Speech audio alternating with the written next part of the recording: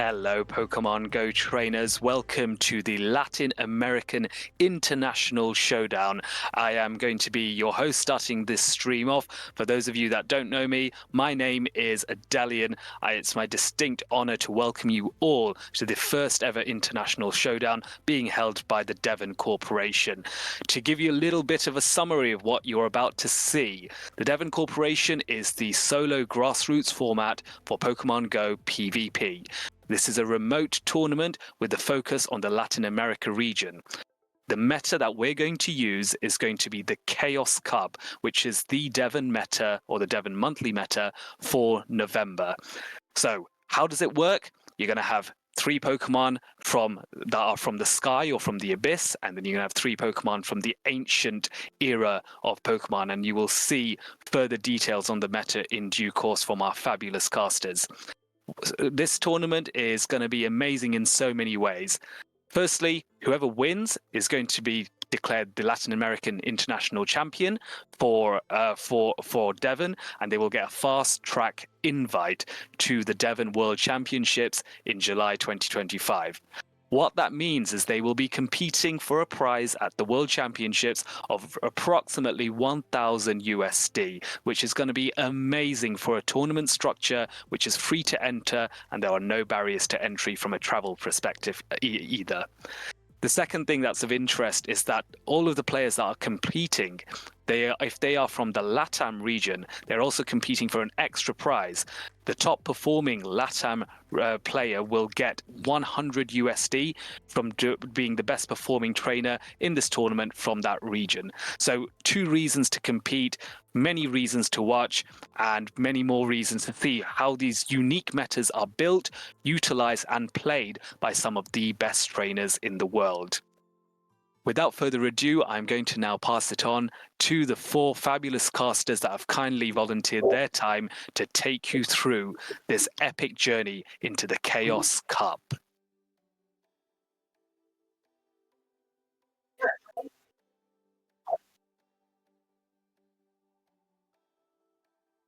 Hello. Hello, everybody. Hello, everybody.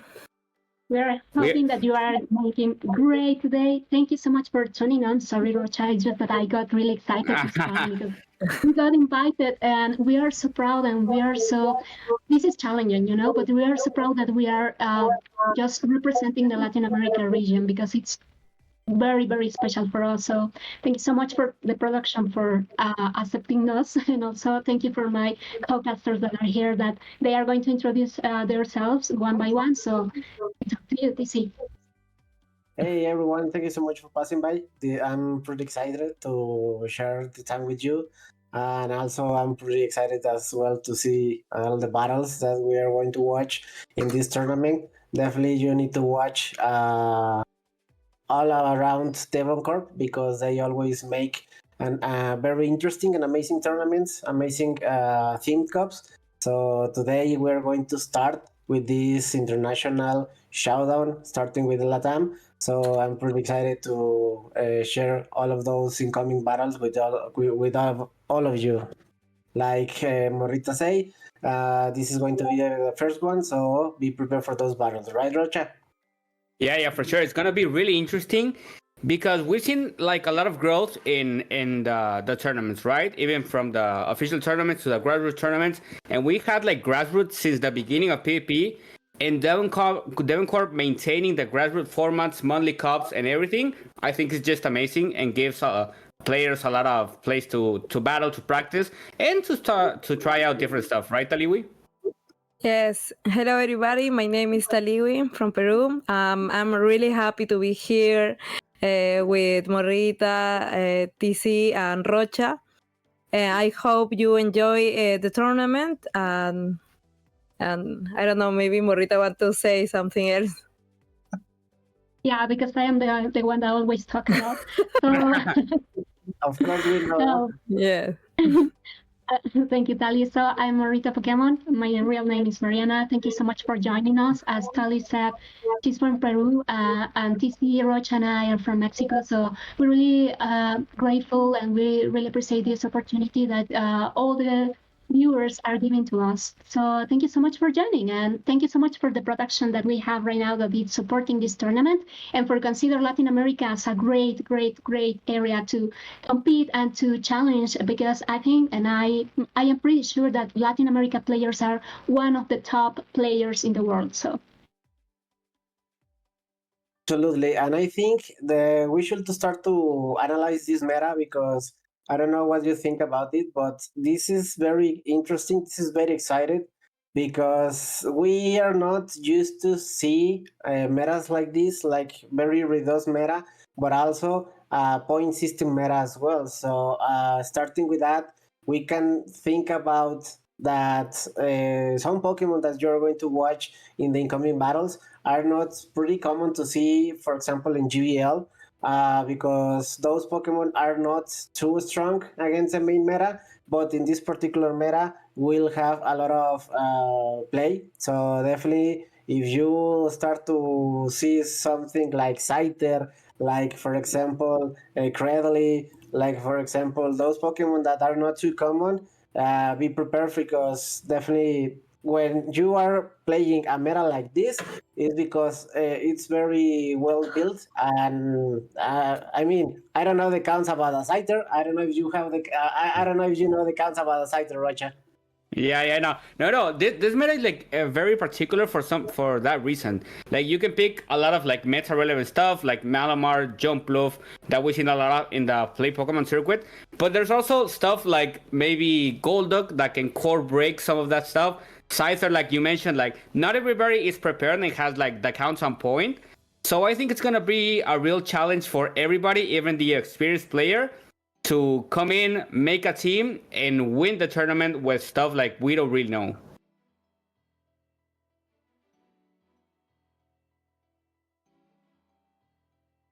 And also, I think that we are getting ready to the battles. I think that we are going to watch them right now. So I'm too excited. I don't know, TC, if you are excited about it, but I've heard that this one player is bringing Tyrant. Tyrant. I mean, it's going to be insane. Yeah. Absolutely. I mean, we're going to start to see the first battle. The first battle is going to be Emilio against SsThorn.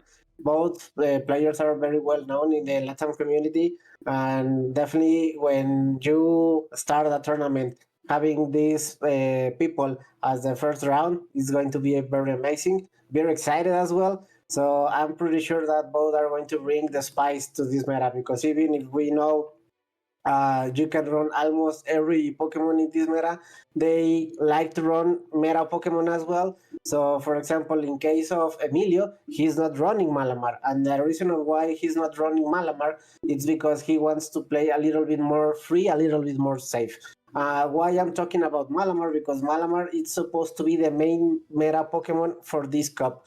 Why is that? Because Malamar in the first shield scenario can beat almost anything, but those Pokemon who has bug coverage on the fast move or in the charge moves. But because we don't have too many Pokemon like has those particular situations or those particular moves, it could be very, very, very tricky to deal. And well, after checking the team that SsThorn has, you can see that he is also running the Malamar, but also he's running Shadow Abomasnow. So I'm a pretty fan of Shadow Abomasnow, but at this moment, I'm not sure if in this meta is going to fit. I think it will because, well, I'm not sure in the meta talking about all the players, but at least for Emilio, that Emilio is carrying with this Iron that it's Dragon type, and also is carrying with this Gliscor that, as you said, maybe he's not bringing Malamar, but anyway, I think that Shadow, especially Shadow Abomasnow, is going to be really, really good for SsThorn. He just needs to place it in a correct spot so he can damage everything, but also in the Emilio side, that if he found the Tentacruel, that's going to be also a bit tough for SsThorn. So I think that despite the pick that he has, it's going to be really, really awesome. So we are right now starting the match, and we are seeing effectively this Malamar that is the top tier for SsThorn, and now we can see that this is a mirror here. And yeah, so we are seeing that they decided just to switch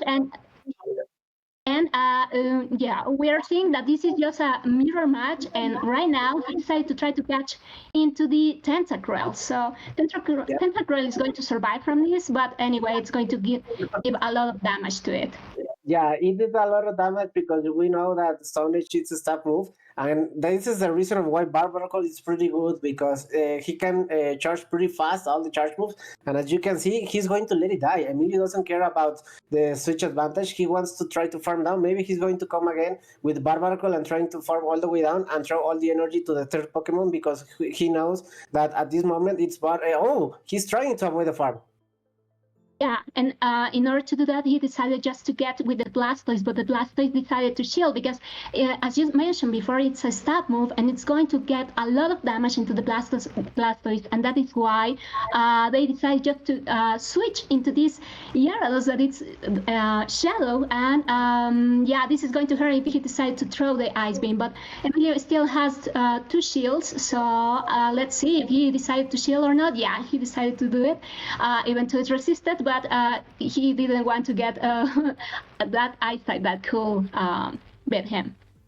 Yeah, definitely. Even if it's a resistant move, you will see how much damage it does. And the reason why he's trying to at least shield once is because at this moment you want to preserve health. Even if this is resisted, each as a Shadow Gyarados, most likely is going to be enough to KO. And still, it's going to be a little bit tricky because once again, that was an amazing catch. Yeah. I mean, he was thinking about it as SsThorn decided just to change in this specific moment, and it was a very good catch on his end. And it was specifically because he knew that he got the move already, that Emilio got it, and that's why he decided to catch it, and it was perfect. He just made it perfect. And right now, he decided just to shield the Malamar, and let's see. So there's not such a move. He decided to shield, as I said, and let's see the continue in the left side of the screen.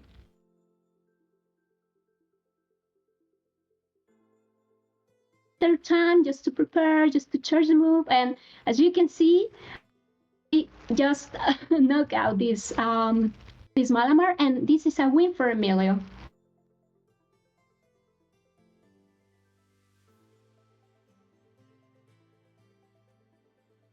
And we are back, and sorry guys, it's just that this battle was too fast, that I was just, what's going on, it's too fast for us to see this kind of moves, and it was I was just pretending that it was like slow, like I used to, because I regularly play Ultra League or Master League, but in Great League it's pretty fast. And also in this specific meta, as you can see, that Stone, it was basically just getting all the Malamar, as you can see.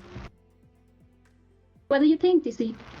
Absolutely. I mean, the battle was a little bit tricky because the whole battle was very intense. We also saw a catch, but at the end of the battle, it was a little bit lagging from SsThorn part, but I think it was very well played. It was a win. We saw a win to Emilio in that case, but I'm not sure if it's going to be a replay or something, because at that point they could not finish properly the battle. But like you just saw, Barbaracle is pretty strong because charge pretty fast all the charge moves, and even if its storage asks for a lot of energy, with Fury Cutter it doesn't care. And also having the staff percentage on the damage, it does a lot. You just saw that it does almost a 50% to the Tentacruel. I mean, Tentacruel is pretty bulky for the Great League, and even that, it was enough. Okay, so we are going to get into the game number 2. They didn't decide to repeat the game. So right now, this was, as we said, this was Gyarados against that Abomas, no? So it was going to be a bit tough for Emilio, and he decided to switch into this Barbaracle, and now we can see also the Malamar. Malamar is just taking down some of the basics or rapids, and now Barbaracle is going to attack. We know that this might KO, so that's why SsThorn decided just to shield. Absolutely. I mean, this is going to be enough, most likely, because we know that Barbarcle doesn't. It's not too tanky. It's a little bit squishy. Oh, it barely survived, but it's not enough to throw the cross chop. This is situation as Storm has the switch advantage, but now Gyarados is going to farm all the way down. He reached the fall play, so maybe Emilio wants to shield this. Yeah, I think he needs to because he's dark, so he might need to do that. And also, all the energy that he already got, it was really important for him. And right now, he got the charge move and he decided just to throw. Abomasnow is going to shield because it's Shadow as well, and also just in case that he got the defense drop, it will be really necessary for that. So right now, we are seeing Abomasnow just throwing the attack, and let's see, Emilio doesn't have any shields, so he must get this water ball that it's enough to KO. Most likely, but at this moment, Aboma, I don't think is going to be enough because, like you just saw, he just kept the energy. I mean, this is going to be resisted, but at this moment, I think if you are the Tentacruel, you need to start to throw some energy because the chip damage on the water guns is going to be a little bit tricky, most likely because he doesn't have any shields. So at this moment, the only way of how SsThorn needs to play is just try to land and Hydro Cannon, put it in range of move on Aboma, and I think this is going to be pretty close. Maybe SsThorn can flip back this matchup to be tied in the round. Yeah, because even if it's resisted for this Tentacruel, as you can see, it gives a lot of damage to it. And now this is the farm down just a strategy, and Shadow of Abomasnow is going to appear. Let's see. Oh, and Shadow of Abomasnow with that little lag just survive. Just say that I can still live here, and I think that it's going to be a win for SsThorn. And as you can see, yeah, even though it's neutral, it's going to be a win for SsThorn. Yeah, I mean that battle was pretty close at the ending because even if Aboma wants, Aboma doesn't want to see a Tentacruel because it seems to be most likely a counter to it at the end because SsThorn got the move, it was enough to beat it. And like we were talking about this, in this meta, you can use almost every Pokemon to try to flip back a bad matchup, and we just saw that an Aboma beating a Poison type, which most likely as an Aboma player, we really wants to avoid all those Poison types because most likely it's a loss, but in this case, SsThorn played pretty well, and he flipped the matchup, and now we are tied 1-1. Yeah, and the Tentacruel didn't get drowned. Sorry, the attack. Wow. So it was really helpful.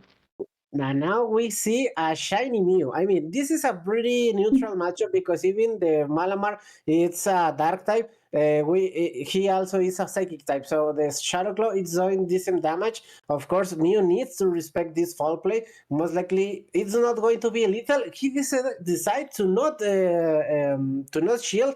Maybe he just want to have once again shield advantage. SsThorn knows this is not going to KO, so he can let it go. And most likely, Malamar is going to win the 0. No, now start to farm with the Barbarcle. Yeah, and as you can see, he's going to throw the superpower. Let's see if Emilio decided to shield. He did, and this is really important because he already got some farm down here. And let's see, now it's against this glass. Can you see the glasses? It's very, very important for this Blastoise.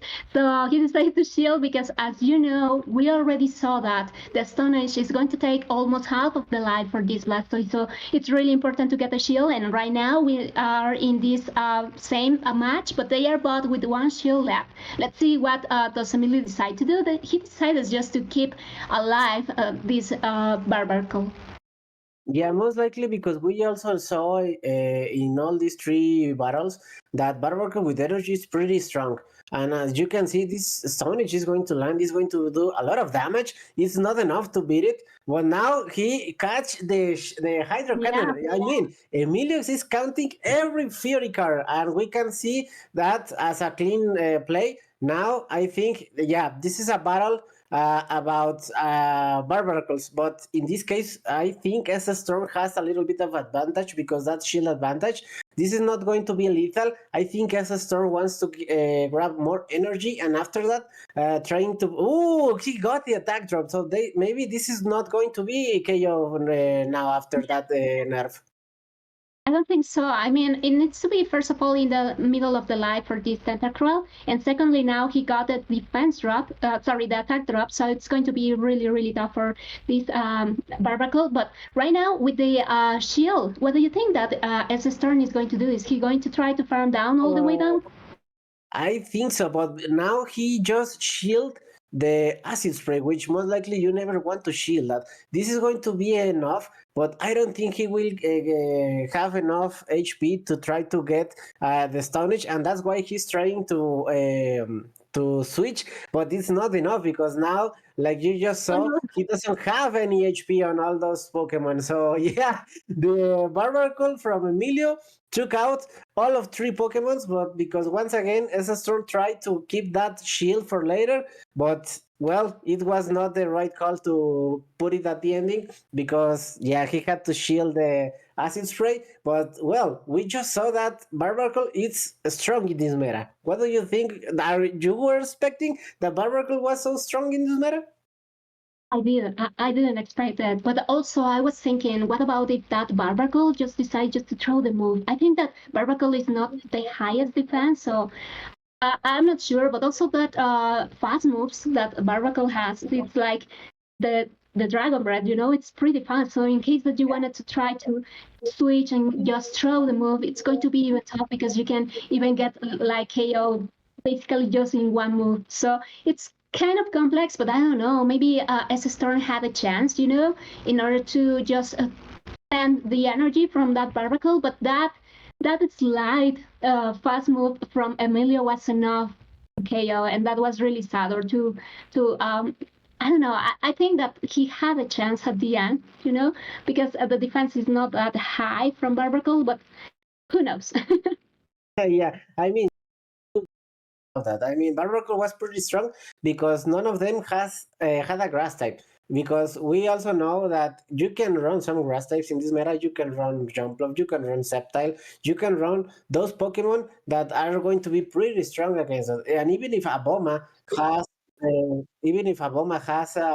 the energy type, the grass type, most likely Aboma it's a nice type because he's using a fast move as a nice type, and also the Icy Wind or the Water Ball it's also the ice. Aboma needs a lot of energy to try to get the shadow, the energy ball, and even if they try to use it, it was pretty tough because he was facing an Tentacruel, so definitely the Barbacle, if they don't have or if they don't see a grass type most likely is going to be pretty tough to deal. But something that I wanted to say about this is that we saw a lot of Pokemon. We saw Barbacle, we saw Tentacruel, we saw Blastoise, we saw Mew, of course the Malamar. So definitely you can play anything about in this meta is allowed. So the battles are going to be very intense, very fun, but most likely very with a lot of variety, right? Yeah, and also they are really fun, So, but right now we are going to transfer this part to Rocha and also to Tali because they are also very, very excited about this. So let's take now. What do you think about this battle that we saw? Like, I do not know what just happened. We were expecting maybe Malamar, even Blastoise, Charizard. But Barbacle was not on my bingo list to see winning a round today. Very fast pace, kind of bulky-ish. It's kind of the level of Swampert. Maybe not that bulky, but also not that squishy in like a middle part. But simply amazing. Very well played by Emilio, by SsThorn. 2 great players, I think. Probably anybody anywhere knows them, but the Barbacle plays, amazing. What were your thoughts, Taliwi? Yeah, I think the battles were very, very quickly. I think also this season, the windows to change Pokemon reduced to 50 seconds. I think that they makes the battle more dynamic. It was so quickly everything.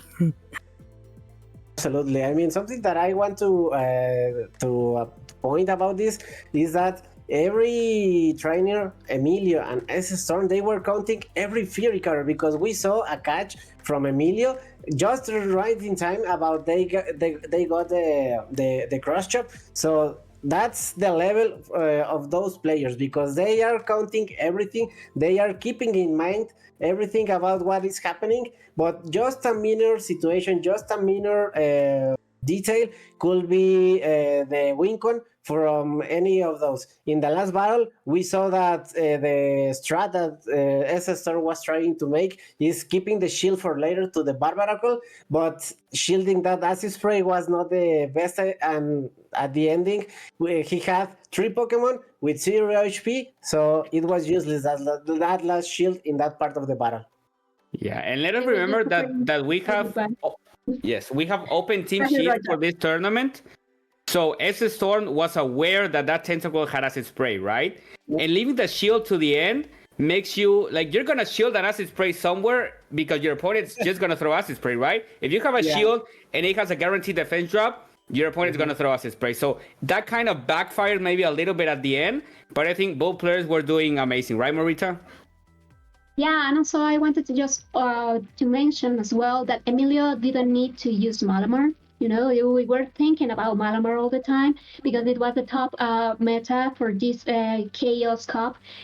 For Devon, obviously. But we were thinking about Malamar, and then when we saw the spreadsheet about the team and we saw that he didn't bring Malamar, we were like, okay, this might be a bit interesting. And we were sure that SsThorn was going to use that Shadow Abomas, no, because it was it was countering, some of the Pokemon of Emilio. So it was pretty interesting to see this match. I don't know if someone else wants to say something that it was like spectacular out from these battles as well. Yeah, I think the moves at Obama was quite interesting as well. Having Weather Ball and not Icing Wind is definitely a choice because you can go like super aggro throwing Weather Balls every 5, every 4 moves, or you can get like a little bit slower paced, but doing that attack drop, right? Which really comes in handy when the opponent has like 1 turn fast attack moves. And choosing Weather Ball over Icy Wind, I think, gave it like that flexibility of start throwing moves earlier and maybe baiting out the grass type move, right? Yeah, I think. Yeah, go ahead. No, I don't know. I mean, something that I just wanted to say about that is the reason of why I think SsThorn was trying to run the Weather Ball on Aboma is because it's Shadow. And we also know this kind of rule, which is not a rule, but something that people used to do something about that is when you are running a Shadow version, you want to play it a little bit more aggressive. That's why you are trying to play with Weather Ball in case of Aboma. But if you're running the regular one, most likely you can see or you can run the Icy Wind because you're not going to do the same damage. But also, if you are getting the attack drop every time, it's going to be a little bit better for that situation. So at least in the particular situation in Aboma, that could be the situation. It's most likely something weird when you are watching like a Shadow Aboma and it has the Icy Wind because Aboma as a Shadow doesn't tank the same. So you just want to spam the best as you can before to die. Yeah, correct. And the reason why we are seeing some of the dragons here, it's because we don't have fairy or fighting type in the meta. So fairies are going to be really, really strong against the dragons, but as we don't have them right now in the meta, we can see some of the dragons, like especially, for example, for Emilio the Tyrant, even though he didn't use it. It was so nice to see it in the list. So I don't know. As you can see here is the chart also for how the teams are being composed and how you need to pick 3 Pokemon for the Lord of the Sky and 3 Pokemon for the ancient species, and then you need to sum up in order to get 16 points. As you can see, there are each of the Pokemon based on the color has 5, 4, 3, 2, 1 points, and then you need to summarize all the 16 points and by selecting 6 Pokemon, which is a very interesting and very nice idea of this tournament. I don't know, guys, if you want to highlight any of these Pokemon. Obviously, I would like to highlight Lapras, but I'm not going to talk about it right now. So if you have any Pokemon to highlight here that you would like to see. Yeah, I'm going through the teams, and I see quite a bit of Lapras being a bulky water-type Pokemon. With very good courage, I think it's definitely a really good pick. But talking about the orange, the 5-point ones, Malamar and Aurorus. both are really kind of the tankier side, can spam a lot, and I think they have very niche uses and have like really, really good coverage in the meta. So that's why we're going to probably see a ton of Malamar. Maybe not that much of Aurorus, but I think we're gonna see still a lot, and a lot of people preparing for the Malamar, running the barber call that we just saw, right? Yeah, correct. So yeah, what else? What else, guys? What do you asking for the players to see? I mean, yeah, as Rocha said, I think Lapras is a good, in thematic cups now it's really good because sometimes you don't expect the moves from Lapras. Like, I know they are very common, but you don't expect that Lapras is so bulky that even though he's receiving a lot of damage from the moves, you are not, or the Lapras is still surviving, So I really love that bulking of Lapras, but also I think that Artivax is a very good dragon, in my opinion, because Artivax, that he has this like the combination of the types that it can help it just to resist or to get it neutral, the attack of the type that can make some damage to it. So I think that dragon could be also very, very helpful for the team composition, but we will see if we see it in the future games. Yeah, I'm not seeing a lot of resistances. Go ahead, Taliwi. Sorry. I just want to say that I find interesting that in this meta, Shadow Heatram comes very well. Yeah, considering that it's a new pick. Now we can use this, I think, since a month ago. Now it works very well against Grass and also against Aurorus. Now, although it suffers against Malamar. Yeah, Shadow Heatram definitely a good pick that can double resist the ice type, right? And we were talking about Artivax, and I don't really see anything that like is resisted by dragon, right? Because when you're a dragon type, you are really afraid of fairies, you're really afraid of steel types, but even sometimes you can just dragon breath through them, and I am not seeing anything that resists dragon here. TC, do you see anything? Besides the Heatran, it's not. That's something that I was about to share. This meta in particular are excluding those Pokemon that are very oppressive. We know that Fairy type is busted. We know that Steel type is busted, at least in Great League. So even if those types are pretty strong, they found very particular cases, very specific Pokemon to bring. So those Pokemon are not very oppressive. Like, for example, Heatran as a Steel type, and as you can see, there's no Fairy type. So big Pokemon like Malamar, Pokemon for example, the Giratina can have a lot of play. I think the only Pokemon that could have or could bring something about Fairy is the Jumpluff, because the Fairy Wind, but only about that. So that's why those particular cups, these themed cups, are very interesting to play, because like we just saw in round 1, you can play almost everything, because all about is because the strat, it's all about the strategy. So that's why I like to play all of those themed cups, especially from in GBL, because you can skip all those Pokemon that are very oppressive, and you can just have fun trying different Pokemon, different lines, and most of the times they are going to work as long as you stay to the strategy. Yeah, this tournament is honestly giving me a lot of Pokemon Go PvP year 1 vibes, where everybody was playing with what they had, right? Maybe some were playing with Azumarill, the more experienced one, but a lot of us were playing maybe like with Sudowoodo, with Steelix that didn't even have any buffs or nerfs. But this is a really interesting meta. I'm seeing a lot of diversity, and I'm really excited to see the future matches. Absolutely. Yeah, and also it's a good chance to see different kind of moves that you usually can see in a Pokemon. Like, for example, Baulinho is bringing this Suicune. And this is just to everyone in the chat, this is an open move information, so don't worry. We're talking about the moves because all the players will moves just as an exception for this Devon tournament, for this occasion only for Latin America. So the Suicune is getting this snarl fast attack. So it's going to be very interesting in case that we happen to see it. But yeah, this is like a diversity of the moves, diversity of Pokemon as well. So also the Shadow Armaldo that we always see like just chasing for the shiny because it's just Armaldo and it's Shadow and I need a shiny and it doesn't work for anything else. But as you can see in this tournament, you can use it. So in case that you have a good one, just save it for this kind of tournaments. And we want also to invite you to participate in these kind of special events because it's really, really good for you and also for all the community. And we want also to invite you to, the Devon organization. It's free from profitable. They don't charge anything. They don't have like a special announcement. So we will love you also to help us just for any of the donations here. That will be really, really grateful.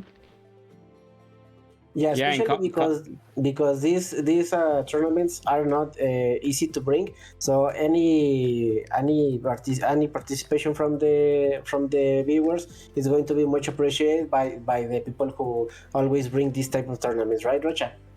Yeah, for sure. And I just wanted to point out the golden rule for PvPers that you always stay with at least one good Pokemon of each kind, right? Because you don't know when an Armaldo, you don't know when a Golduck, you don't know when a Golisopod, it's gonna be good. Because the meta changes, buffs, nerfs happen, and we had a lot of experience. Nidoqueen back in the day just got one little buff and boom, it was top meta. Yeah. Now Armaldo has some play, even the Shadow one. So this is a reminder for everyone to always keep at least one of every Pokemon. Absolutely.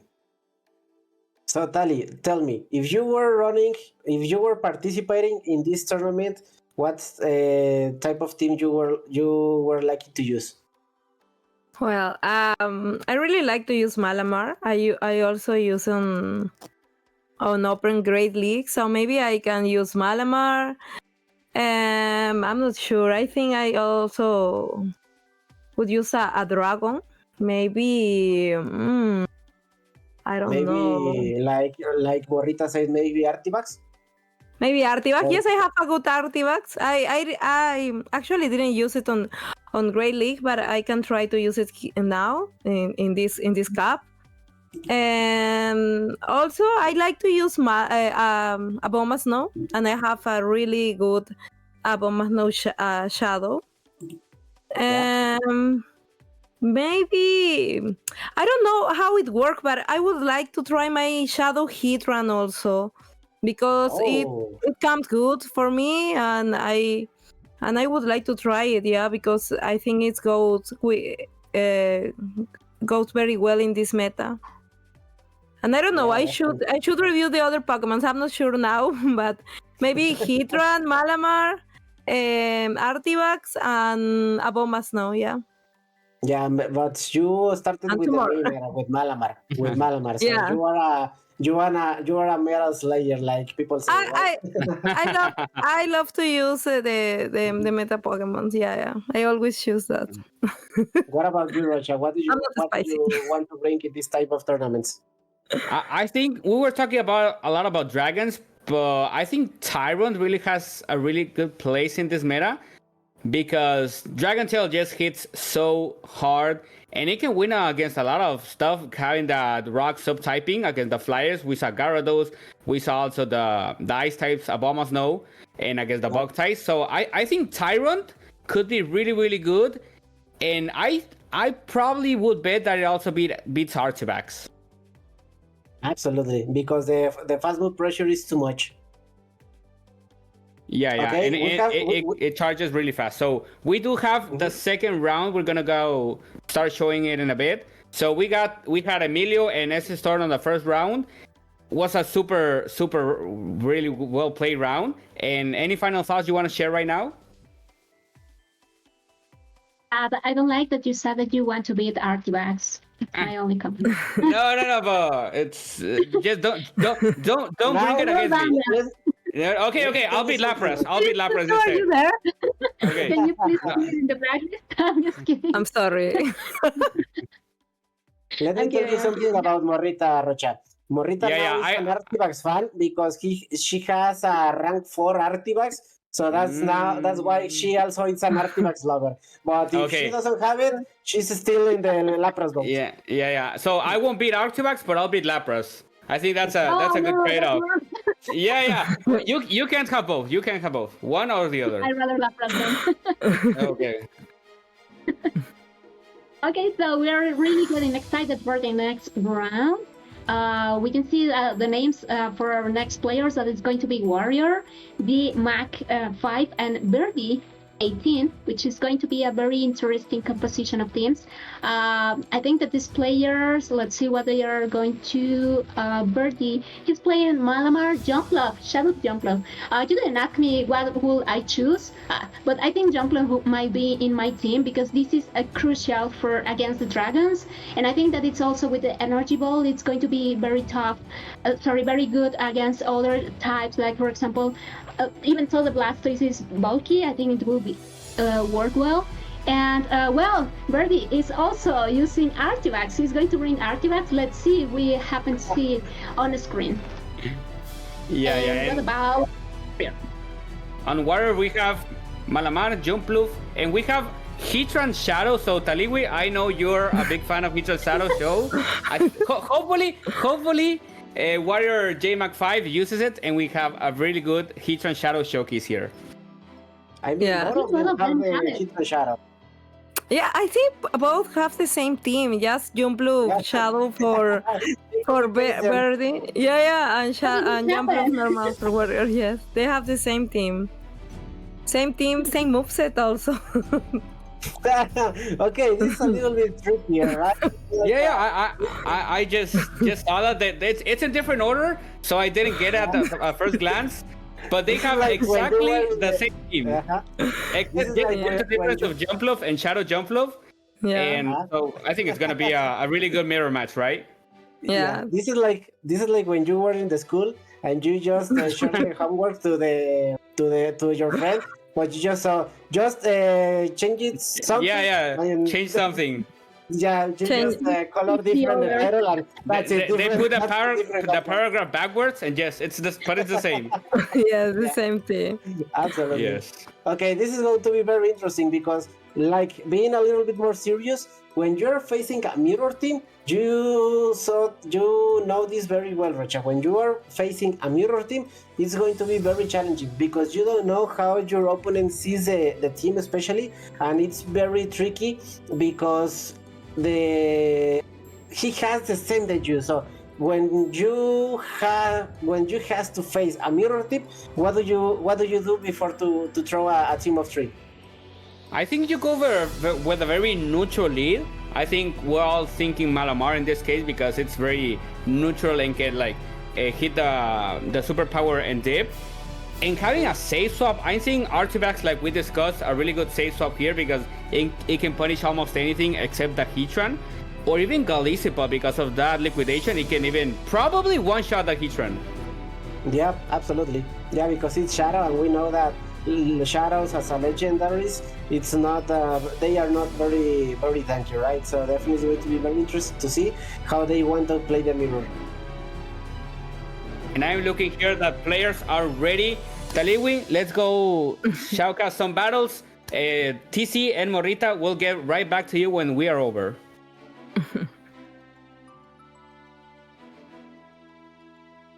Okay, perfect. So we have, as we mentioned, Warrior JMac 5 and Birdie. Do you think, Taliwi, that we're going to see the same line of 3 for these two battlers? Maybe it's probable that we can see that, but also I think that when I have a mirror team, when I have to battle, for me it's very difficult to think what put on the team because the other person can think the same as you, and you can have mirror team. So also the stats are very important in that moment. Yeah, the IB. Sorry. Yeah, maybe winning CMPs, maybe losing CMPs are more beneficial. And at the end of the day, you don't really know that, right? Maybe you're going to Malabar, throw a superpower, and it's a CMP, and you throw first, and they throw second. They're doing more damage. So maybe having a better or worse Malamar is we don't know how it's here. And we have the team. We have speaking about Malamar. We have Malamar against Golisipod. Taliwi. How does this go? Okay, I think this is a really neutral match. Golisipod is throwing the first attack, the Excisor, and it's go. He just let it go. Birdie threw the Excisor and one-shotted the Malamar. Maybe he didn't know how much he did. Maybe he didn't know that it was double super effective. But this Golisipod is just going to town against Warrior, doing super effective damage and dipping into the Artifax. And now we have the Artifax against the Jumpluff. Yeah, Artifact is going to receive that energy ball. Also, we can see that Warrior changed to his Heatran. And that is going to make a lot of damage with the fast attacks, yeah. Artifact is throwing the Dragon Cloud, but it is not going to be enough for Warrior for that hit run. Throwing the resisted Dragon Cloud, Warrior knowing he can take that, no problem. Throwing the Magma Star, and I think this Artifact is going to be no more on the field. And let's see. I do not think Jumpluff comes in here. He has to come in Golisipod. And it's going to be interesting because the Fire Spins are going to be neutral. And he's probably going to get to a Magma Storm and has to drop a shield here. Yeah, if he want to preserve that Golisipod, he have to shield, but he didn't shield, so I think he just let it go. And he come back with the Jumpluff. And well, I think Heatran is not going to be able to throw anything else. Farming down the Heatran with double resistant move. And this Taliwi just came down to a Jumpluff versus Jumpluff. And we see Birdie with a ton of energy here. They both have very late, so this is probably going to go for Birdie since he has more energy. And it's going to outpace to a lot of these moves. Yes, also they have both shields. I think they are going to use the shields now. But Birdie have more energy, so it's going to be better for him. Yes, I don't know what these players were thinking, but they were using their shares until the end. They were both betting on Jumpluff being the star of this show, and I think Birdie did it a little bit better. One-shotting that Malamar put him in a position where he can do the 3 Pokemon versus 2 of Warrior, and I think this is just going to be it, and now probably start thinking about the next match.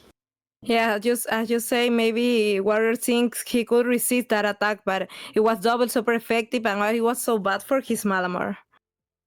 Yeah, this relay is gonna come through, not one-shotting the Jumpluff, but I do not think this relay from Warrior is going to knock out this Jumpluff for Birdie, right? Yeah. So, seeing this, what do you think on the next round? Do you adjust? Do you use the same Pokemon? Jumpluff, I think, is really strong in general against both of these teams. We have mirror teams.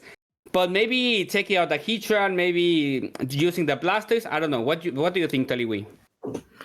I think that maybe Warrior is feeling very bad now because not shielding that Malamar. I think that was very important in the game, yeah, because he lost his first Pokemon at the beginning, and then he have to just play with 2 Pokemon. Yeah, it's so difficult for that. Yeah, maybe taking a shield there and doing fast move pressure with the sideways. I do not know, but I think Malamar could win the 2 shields because Golisipod is not really on the bulkier side. It's a little bit more frail. It's a little bit more attack oriented. And speaking about Golisipod, we have a mirror match and we have a really fast switching Artifax against Golisipod. Yeah, Golisipod is throwing one move, I think, and then it's going to change to... I don't know what is in the back. Okay. Okay, he's changing to Malamar. And he has a superpower that is super effective against Artifact. No, but Artifact is throwing first his move, Avalanche. Yeah, he's throwing the Avalanche, gonna do neutral damage. Put it in the red. But this shiny Malamar is getting to a move, which let's see if Birdie uses a shield or not. He's gonna use a shield, and he's probably going to farm down this Malamar and probably gonna get to a move on Warrior's next Pokemon. Yeah, I think he's going to shield the Golisipod, yeah, in order to preserve health, yeah. Yeah, shielding the Golisipod.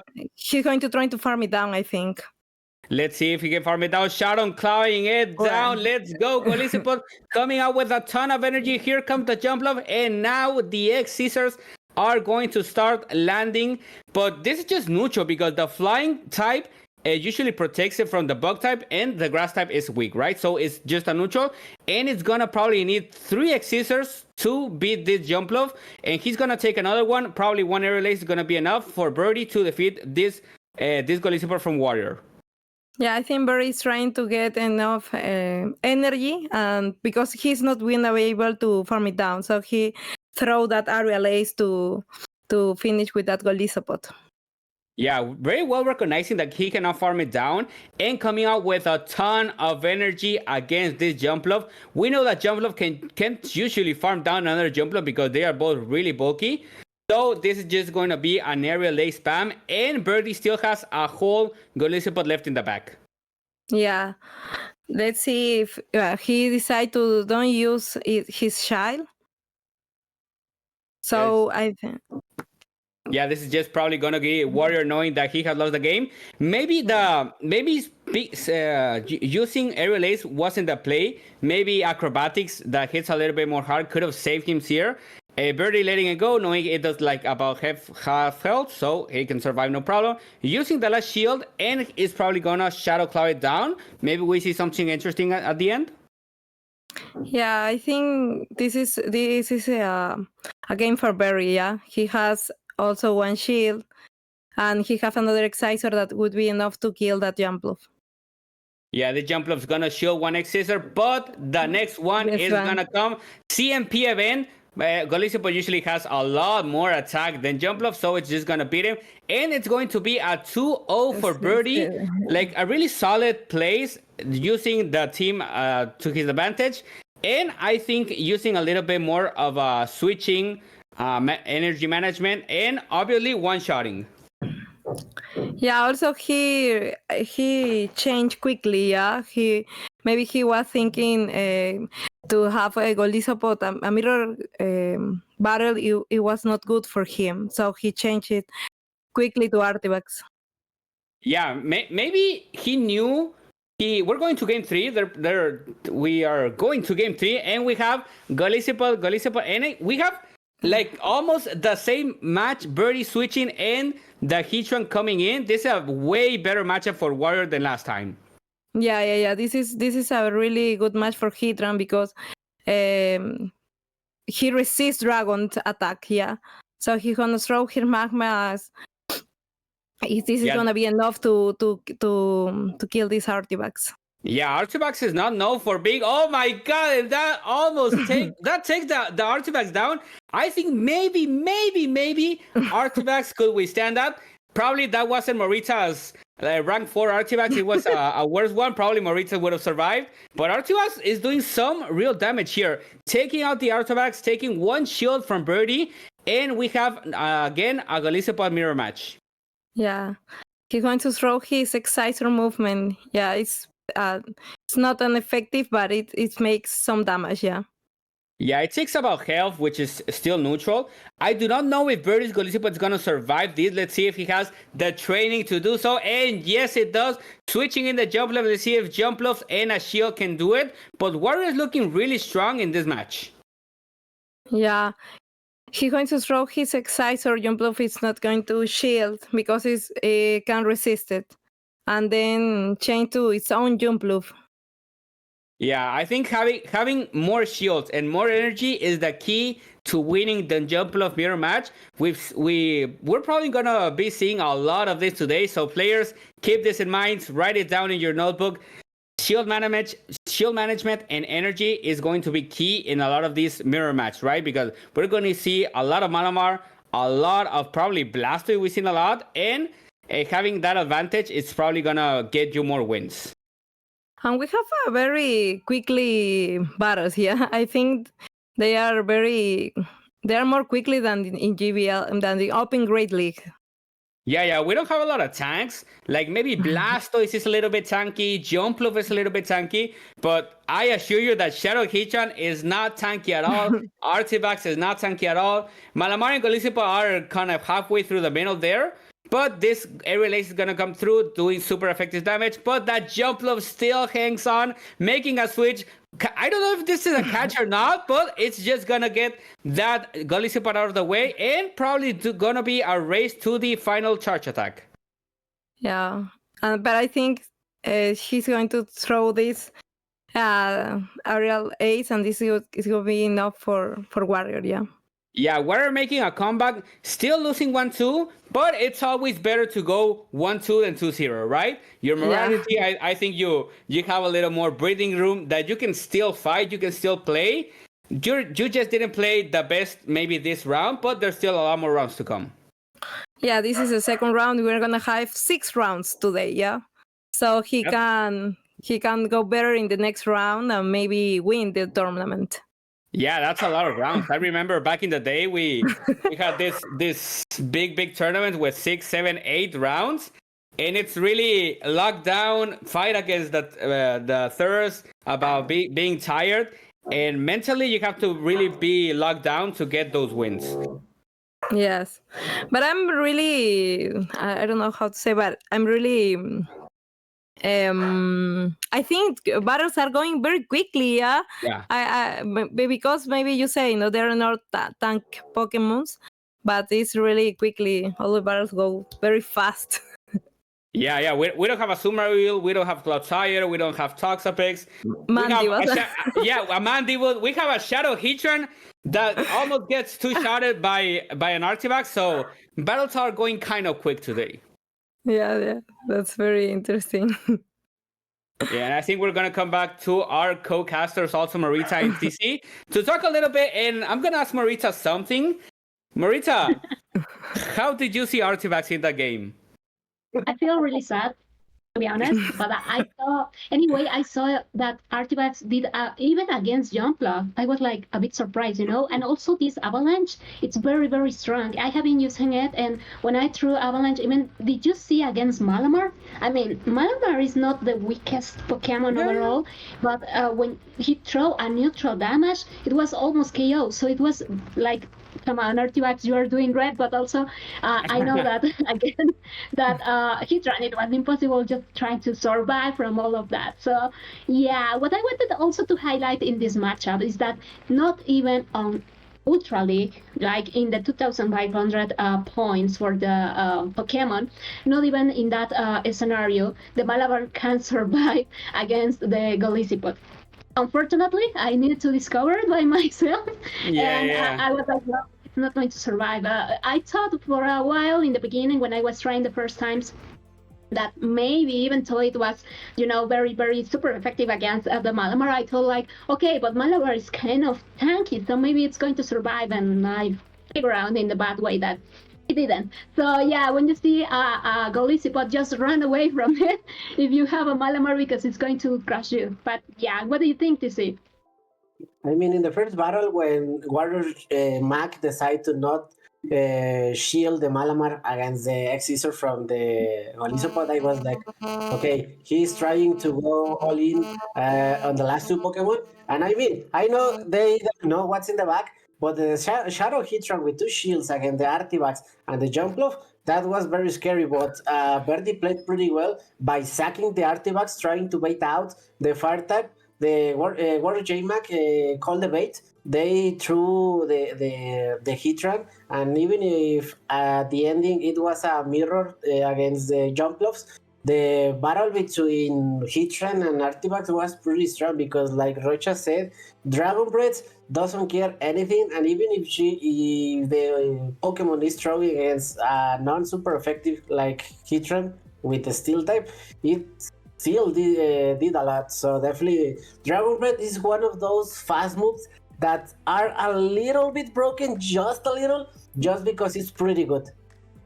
Yeah, being a one-turn fast move always makes you do at least 1 damage, right? So even if it's against a wild that triple resists the fast move, it's gonna do 1 damage, which lets you power through and 2 shield against a lot of these threats that aren't that bulky, right? Shadow Heatran, I think we can all agree that it doesn't take 2 hits. Maybe 1 it can take, a Dragon Claw, maybe, but 2 I think it doesn't take.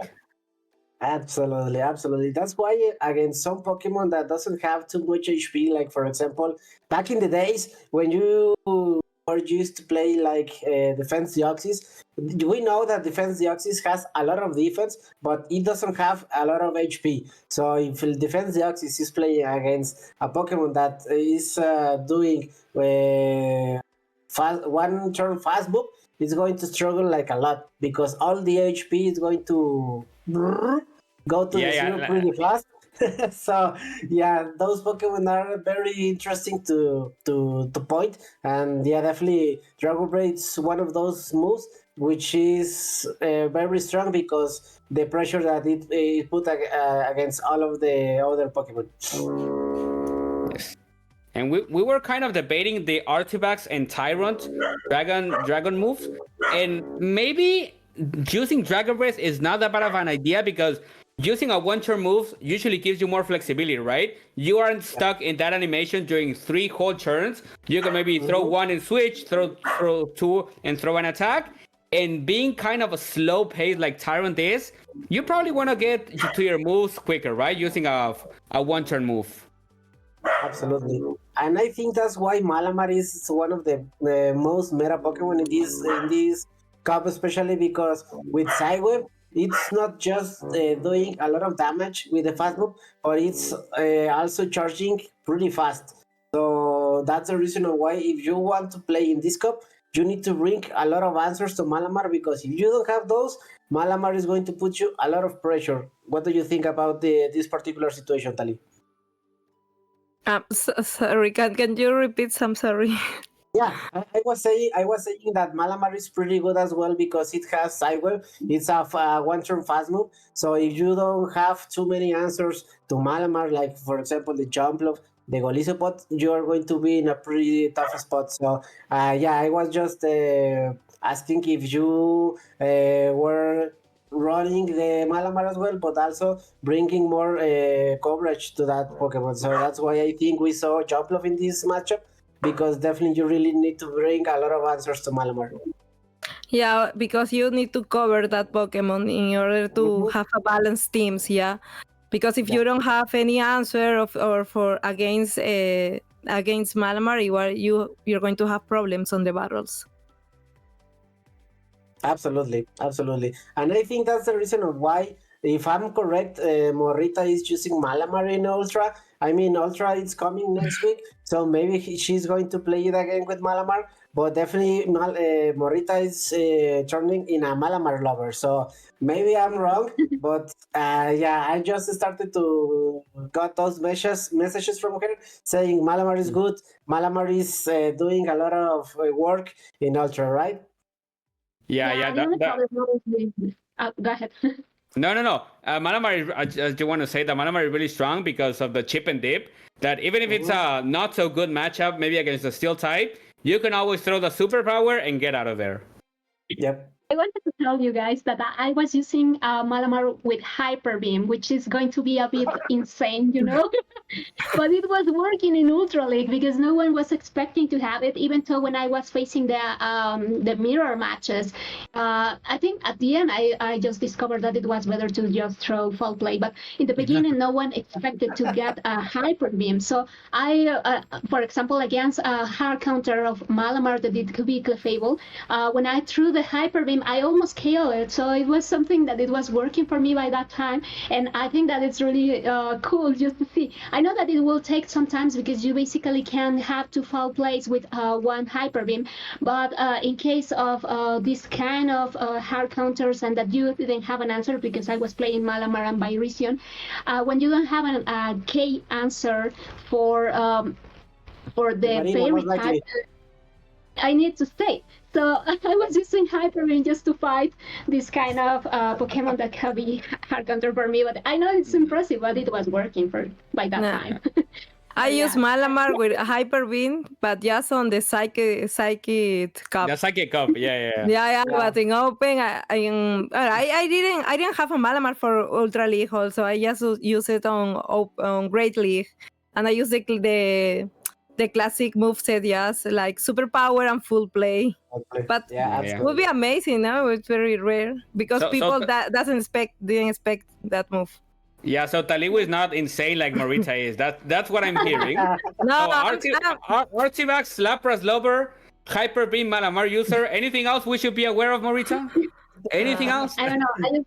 I just want to say that even though I have a big Snorlax here, Snorlax is not my main favorite Pokemon. I like it, but it's not the main favorite. It's Lapras. And I wanted to ask all of you guys which Pokemon is your favorite, just in the meantime that we get the next battle. Yeah. Also, I have to accept that I'm not a spicy girl. I just like to use the meta Pokemon and the classic moveset. I don't use to make that kind of test. Most likely, I'm a little bit 50-50. I like to play meta Pokemon, but also I like to play spicy Pokemon. Most likely because when you are playing some team cups, like for example the Chaos Cup, you could expect anything. But for example, trying to play spicy picks or spicy Pokemon in GBA, in Go Battle League, most likely, running it is going to give you a little bit of extra advantage because those Pokemon most likely core breaks the line of 3, the lead, and most likely one Pokemon in the back. So I know it's going to be a little bit tough because most of the times those Pokemon are not good against all the meta, but you are going to find those teams like it's pretty strong. For example, talking about this particular week, we have the Master Premier in Go Battle League, and for example, Magneson could be a core breaker for the main meta right now because even if Magneson is an steel and electric, and of course Magne doesn't want to see a ground type, there are so many Pokemon that are weak to the Magneson because there's a lot of Fairy, there's a lot of Waters, there's a lot of Flyers, so definitely Magneson it's a type of Pokemon that I like to play a lot. Really yes, it is. I can confirm. I was playing in the week premiere, and it was like, oh no, Magnuson. I just quit the game. There are a lot of right now Primarina. There are a lot of Gyarados. I decided just to switch into Goodra because Goodra, I think it has kind of this scent, because it resists the electric type from Magneson. So it was kind of a good safe switch for now because it was really impressive how Magneson can just get all the thing drop all of it or switch all of it. So I think it is a good core breaker right now, and also Goldingo. Goldingo it's a very good one. Because a lot of people is using the Pokemon that I already talked about. So I can confirm it. I haven't seen a lot of, for example, Excadrill. I saw a lot of Rhyperior as well, but it is good to have a Gyarados or a Primarina with Waterfall. So I can confirm. Absolutely. Well, right now we have the confirmation that we have ready the round 3 from the tournament. We're going to watch the battle between AjaniGM against GallarJT, and we can see they are going 6-0 right now. They didn't lose any battles yet, so definitely they already found the key about playing this particular tournament. But something that I'm looking, look at that second Pokemon that Ajani has, Rocha. Yeah. When was the last time that you saw a Ninjas playing in a tournament? Yeah, there's a couple of Pokemon here that we haven't seen a lot, but Ninjas definitely takes the first place. And honestly, I don't know if the chat knows, but Ninjas can learn Shadow Ball. So it can hit pretty far, having the fast move, Fury Cutter, Aerial Ace, and Shadow Ball. It's a pretty interesting, and it's gonna probably be really good against Malamar, right? Absolutely, because it does a lot of damage with the Fury Cutter. Also, Ninjas has a lot of attacks, so that's why maybe Ajani wants to play very aggressive. Also, the rest of the team is Lapras, Artivax, Runeribus, and Golisopod. So definitely, Ajani is here to take the attention from Morita. So maybe Morita has all the attention of Ajani right now. Yeah, it has Lapras and Artivax. Yeah. Favorite Pokemon from Morita. Don't give it Yeah. the game to this person right now. Add to the game. Add to the game. Morrita's gonna be a little bit biased, but going to Galar's team, we have Malamar, Jumpluff, Milotic, which is another Pokemon we have not seen with that Dragon Tail, and Surf being a little bit more expensive, but hitting a little bit harder is gonna be really interesting. And with another Morita fan favorite, Hyper Beam Milotic. So I'm just gonna leave it there. Yeah, it's going to be very, very strong, that Milotic, and also Milotic has a lot of defense, so I think it's going to be strong. And also Lapras. I think Lapras has, not against Malamar, but I think for the rest, it could have a very good play right now. So we will see it. I hope that we can see it on action, actually. So Yeah. let's go for the best. We also have a TC special, aka named El Cochino in Spanish. We have Piloswine, Shadow Piloswine, which is a very interesting pick, having that Powder Snow and Avalanche to hit really, really, really hard, and that high horsepower for almost anything. Yeah, something that besides the cochino, because all that you need to climb it's the cochino. Something very particular to watch here is the Barbarcle from Galar. He's not running Fury Cutter, he's running Mod Slap. I don't know if that's a mistake or something, because I think you want to bring Fury Cutter in this meta, but in case of not, maybe that could be very interesting to see. I liked the Milotic running the Hyper Beam because we just saw in this in the last two battles that people like to shield almost everything. So if in the battle there's no shields, you can easily go to land the Hyper Beam, and it's going to be a great closer. So maybe Galar with a Milotic and shields up for the ending could be the way to go. And probably also taking a little bit of advantage for people not reading the moves, which I've been guilty of, that you see a Barbacle, it has Fury Cutter, you don't read anything else, and boom, it has Musclap. Maybe it could be a little bit of a surprise, right? Absolutely.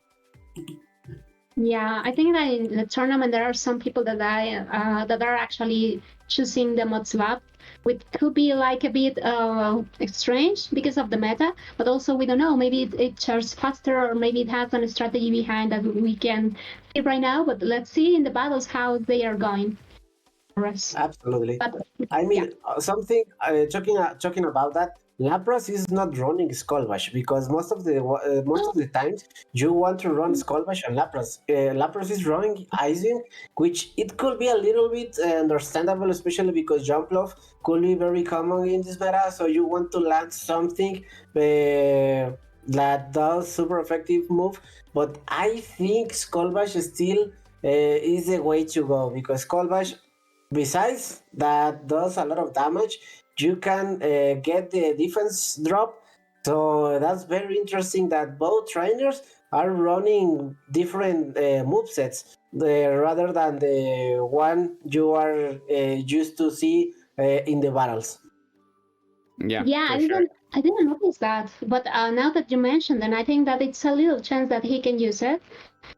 Because it's going to be very tough just to try, because the only target that will be here, it will be Jumpluff for that special move. So I think that it's going to be now a bit tough just to use it, because for example against Milotic, even though both of them are water types, Milotic has these Dragon Tail moves, but I was expecting to have this Skullbash on Lapras, so he can more or less, in case that they got matched or pair, I thought that Lapras could make something against Milotic with it, but yeah, we will see. Absolutely. Well, yeah, the players are ready, so we're going to say goodbye to Rocha in a few minutes and to Taliwi, because we're going to see the battles right now. Definitely, it's going to be very amazing. I think, Morita, that Lapras is going to have some action, because Lapras does a lot of damage against 3 Pokemon from Galar, and I think maybe we can see some Ninjask as well, because even if Pylos is there, Pylos is not ideal, especially because it has a lot of counters. So definitely it's going to be very interesting to see. What do you think they are going to run in the first battle? Yeah, I was thinking about Lapras, not because it's my favorite, obviously, but because I can we know that. You don't need to try to convince me. We know that. But I don't think that he's going to run it in the front or the lead. I think it's going to be run in the back because Malamar. I'm pretty sure Malamar is going to be lead. I don't know why, but I think that most of the people is using just to start farming all the energy and just to throw the foul play or the superpower. I think that if Lapras got those superpowers, it's going to be a mess. So maybe it's going to be in the back, and it's going to be very good against some of the Pokemon right now. And I don't know, from Galar, I think that absolutely he's going to use Malamar. Maybe I could get wrong, but I think the duo right now, Malamar Jumpluff, could be good. Just in case that he doesn't face the Lapras or even the Artivax could be great in case that this Jumpluff had some shields left, but we will see. What do you think? I think, almost every Pokemon has played.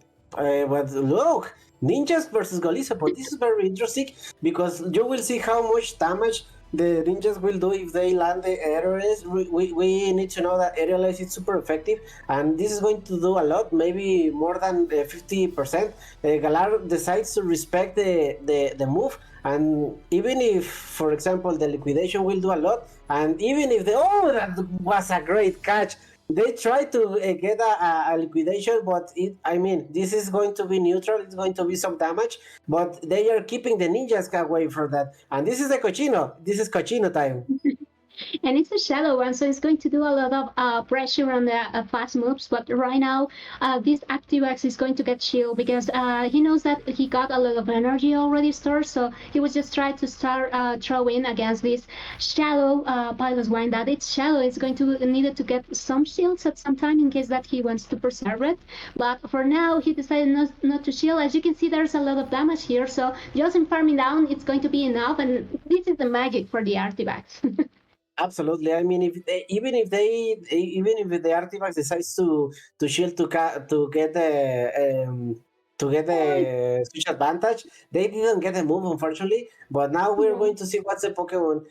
He decides to bring the ninjas, and you start to see how much damage the Fury card is doing. This is going to be shielded because then the ninjas is going to be KO, and now we have a situation where the Golisopod is back. They tried to make a catch, they didn't get it. This is going to be a lot of damage, but definitely that's going to be very interesting to see because Galar still has one shield in the back.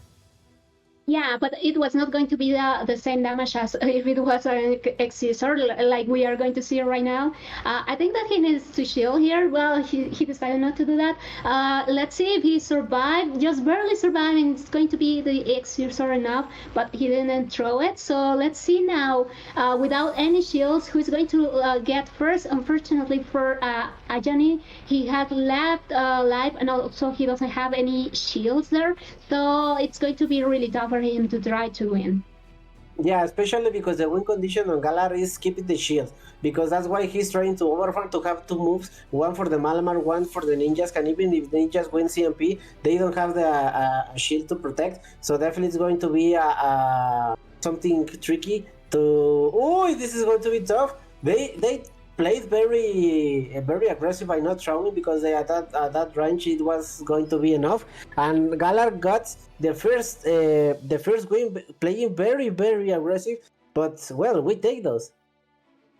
Yeah, and also it was majestic in my opinion, the way that he was using that ninjas that it was even tough for me to pronounce it because I have never cast in my life this Pokemon, but it was the pressure of the fast moves. It was really strong against this Malamar, for example. And at some point I thought that it was going to be enough to just end the game, but it was very impressive how I didn't expect just to see it, but I love to see because we can find some of the new Pokemon, even though we are not going to use it maybe right now, maybe soon, maybe one day in the current meta of all the leagues that we have. But it was impressive to see, and I love the way that he plays even though he didn't win it. Absolutely. I mean, this is not the first time, at least for me, to see a Ninjask in the battle. I used to play with Ninjask years ago in a themed cup that I was playing some similar Pokemon. Ninjask is pretty good. I remember that I brought that Pokemon because it was one of the few counters to Vigoroth back in the days where Vigoroth was very strong in every meta. And the reason why is because in that time Vigoroth didn't have the rock slide, and now you can get the rock slide. So the only way of how you can deal against the Vigoroth was trying to get some hard counters, and because Ninjas is a flying and a bug type, it double resists the counter. So definitely, maybe that's a very interesting situation. But like you just saw, Ninjas, even if they didn't get any charge move, it doesn't take anything. Oh, and we have Lapras for game 2. We have a nice types match right now, so let's see how is this going. So as you can see, that I think this surf is going to be super effective against these pilots when that might need to get protected. And yeah, we can see that there's a drop shield here right now. So let's see how much time it would take to Lapras to get into another one. And for now, I think that this is not going to do a lot of damage, even though if it is Shadow, because Lapras is so tanky. But he decided just to shield anyway, so he might need to get into a surf again and just to try not to get catch it. Absolutely. I mean, at this point, that's very interesting that the Galar wants to double shield to try to land that high horsepower, because he recognized that he wants to take out the Lapras, because he has another weak Pokemon in the back with the Jumpluff, and Ajani recognized that. That's why he also double shield. He shield correctly, and maybe he's going to try to catch the surf on the Golisopod. Yeah, they try to do that, but now Ajani has the chance because he could overfarm a little bit, and because in this meta they are not running the aerial ace, these sex scissors are not going to do a lot of damage. So maybe you can tank one easily, and maybe Ajani is going to try to swoop with Lapras. Yeah, correct. It's going to be a good point against this Jumpluff that it's in the back. It's going to, I think that's the reason why he decided not to throw anything, and also because it was going to be resisted by this Golisopod. But anyway, now it's time to farm down. But with which Pokemon do you think it's going to be the farming? So this is really important decision, and he decided just to go with the Lapras, even though it's not going to be effective or not. But let's see, he decided just to throw because he knows that for some reason Galar decided just to double shield this Pilus one because he was afraid, as you mentioned, of Lapras. Yeah, and maybe now Johnny needs to be aware. Oh, this is going to be deadly because this Ice Beam is going to land. Maybe this is going to be a KO, and it is a KO. But of course they tried. Oh, well, at least at this moment it's over because of course they didn't get the move. But man, I thought it's going to be enough to try to beat it. Jumpluff can tank an Ice Beam. That you don't see that every day. Yeah, this Jumpluff must be a very good ranked one because, yeah, as you mentioned, it needs to get 2 Pokemon in order to completely KO this Jumpluff, which is very impressive. But yeah, I'm so happy to see Lapras. I love the fact that he has a game in this current meta, and I think that it was really a good read from Ajani, just to read that it was going to be like, if you're mentioning it, maybe there's something that I need to protect this Lapras because of your back. That's why he decided they decided just to protect it, and I love that Lapras just sweep. And we were thinking about maybe they really needed the Skull Bash, but I think that at this point they are just proving us that it was not like really necessary, especially for this meta. Yeah, we were wrong about that. We were trying to convince Ajani to run the Skull Bash, but they told us no, Ice Beam is the way to go, and that's the reason. And well, even if in this case Ajani got the win, he made a great call by bringing the Lapras, because Lapras was a very tough to deal for Galar, because of course the Jumpluff in the back, the Pilus one in the lead, and we know that even the Golisopod is an answer. I mean, if you already have 2 Pokemon that are weak to Lapras, definitely Ajani did pretty well by keeping alive. Yeah. And we have now a Malamar mirror. I know that you love to see those mirrors. No, I don't. Who has a hyper beam? That will be faster. No, just kidding. You just need to keep throwing the foul play. That will be enough, and you don't need to debuff. But in this moment, there's a try to catch with the Milotic. But as you can see, Milotic is going to be, even though it's a bit bulky, can you see that there is making some damage? So for now, the superpower is going to be thrown, and look at that. It's almost a 30% right now of life. So let's see.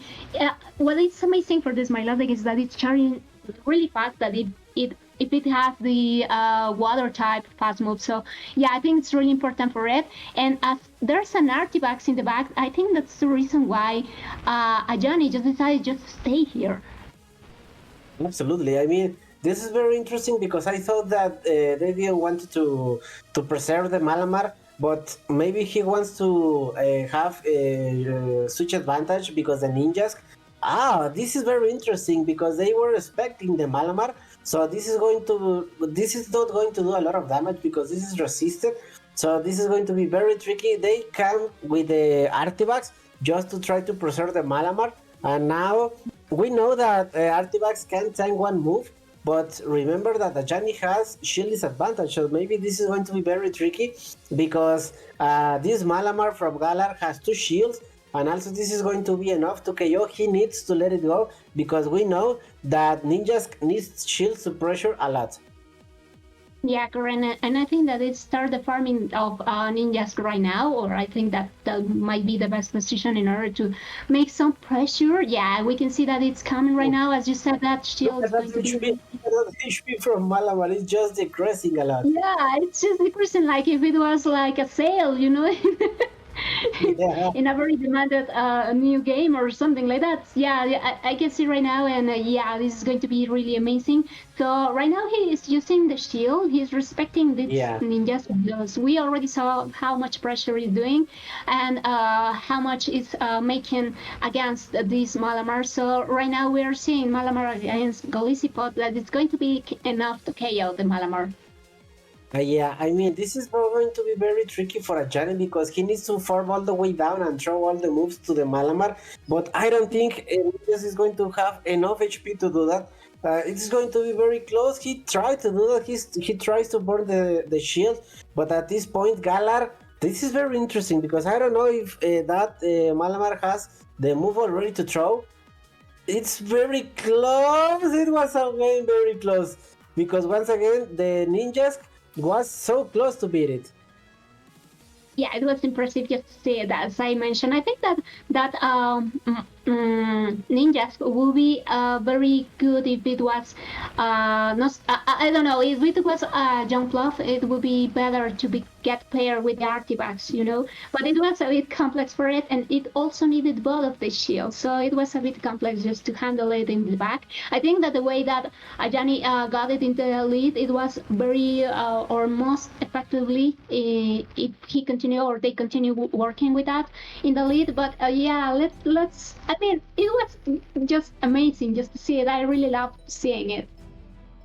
Yeah, very interesting to see because in both wins that Galar got, he was in a very tough spot because the Malamar was facing the Ninjask, and even if Ninjask seems to be a counter to Malamar, we just saw that Sidewave it's too much. He's doing a lot of damage because Ninjas doesn't have the best defense in the game.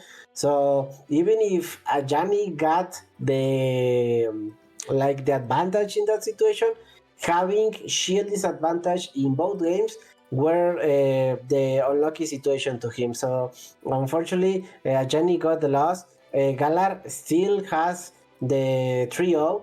Now he just lost the first battle because we saw they were undefeated. But definitely it's going to be very interesting to see. Maybe Galar it's pointing to be one of the trainers that are going to compete for that invitation to Worlds next year. Yeah, and just to remind all the persons that are watching right now, this is going to be a tournament that at the end will have also a Devon World Championship as well. So in the next year, it's going to be really amazing just to win the prize and win all the prize just to announce that you're the the champion, you know. So yeah, I think it's going to be really amazing, and we invite all the people just to get still inscribing in this kind of tournaments because it also I think they are fun, first of all, because you don't have to get pressure just to use the same metals all the time. You can use some Pokemon that you have never used in your life, or you can just see new Pokemon in your opponent's side. So that's a very top experience that you can grant from these tournaments. And also you have the chance just to win, because you can also win in this specifically tournament the best player of Latin America, because you can see that there are more players that are not maybe from Latin America, but the top one from Latin America can grant this $100. And also if you get into the tournament for the Worlds, it's going to be the price of approx 900 or 1K of dollars. So it's going to be really good just for playing Pokemon Go. So let's come and keep inscribing into this kind of tournaments, and you are going to get a lot of fun and maybe some prizes. Absolutely. And well, now we're going to come back. We're going to come back to Rocha and to Tali, because we just saw very interesting battles. I want to start this. I want to start this situation with you, Rocha. I don't know if this was your first time by watching Ninjas in the battle, but what do you think about what you saw about Ninjas against the Ninjas from Ajani against the Galar? I've seen Ninjas one other time, and it was when GPL starts the new season, like the rank 1 battles. I seen Ninjas also that time, but honestly, seeing it played at this level makes it made Ninjas look like a really good core breaker, but I think it's just a little bit too frail to be used effectively, right? Because doing double fast, double damage to that Malamar is really good, but maybe Barbacle could have been a little bit better, having that squishy Mon on that team. And I think just the pairing of Malamar and Galissipod was too good to not have on your team, right? It has really good fast move pressure, really good charge move pressure, and it pairs up really well with the rest of the team. Yeah, absolutely. I mean, that's why I think in these particular matchups, Barbaracle has a lot of play, because once again, we didn't see any grass types like in second round. So these are the type of battles where Barbaracle has a lot of play. But in this case, I mean, maybe Ajani didn't want to bring the Barbaracle. I think I'm okay with Ninjas. But yeah, being too fragile is not ideal. So that's why I think that costed a little bit, and that's why maybe he just lost. Tali, according on what you saw from Galar's side, what do you think was the key on the victory from Galar? What do you think was the win on his part, so he steals undefeated? I think he make a great manage of energy. Also, he used the shields in the moments, specific moments that was a great decision. So I think that give his advantage. Yeah. Absolutely. I think Also, sorry, yeah. continue. No, No, continue. Finish. Also, I think the same that Rocha. In my case, this was the first time seeing Ninjas in a battle. And I think it makes a lot of pressure also, obviously, to Malamar because of the fast move. But I think it was very, it's not a tank Pokemon, yeah? So you have to preserve the shields, no? And I see that Ajani was, I think it was in the first or in second battle, that he has to preserve the shield because he has ninjas in the back. Maybe using this kind of Pokemons is a disadvantage in some battles, because you need to preserve the shield for them. Yeah, I think Galar recognize that the first battle he won barely because the Ninjas was pretty close to try to beat it with the fast move damage. So he tried to make a new team by bringing the Pilots one, by bringing the Jump Bluff in the back. But, well, we were not expecting the Lapras showcase in Game 2. So definitely by watching that, it was very tough to Galar to fight back. And we just saw like a pure masterpiece of Lapras in Game 2 by just defeating 2 Pokemon, taking both shields. So that's how you want to play a Lapras, right, Morita? Yeah, and I think that the rationale behind that for Ajani it was that they decided that there was not a Malamar in the lead. As I said, it was a Malamar in the lead. It was going to be a bit more complex for Ajani just to try to get the Lapras in position, because that superpower was going to be really super effective against the Lapras. So yeah, I really like the way that they play these.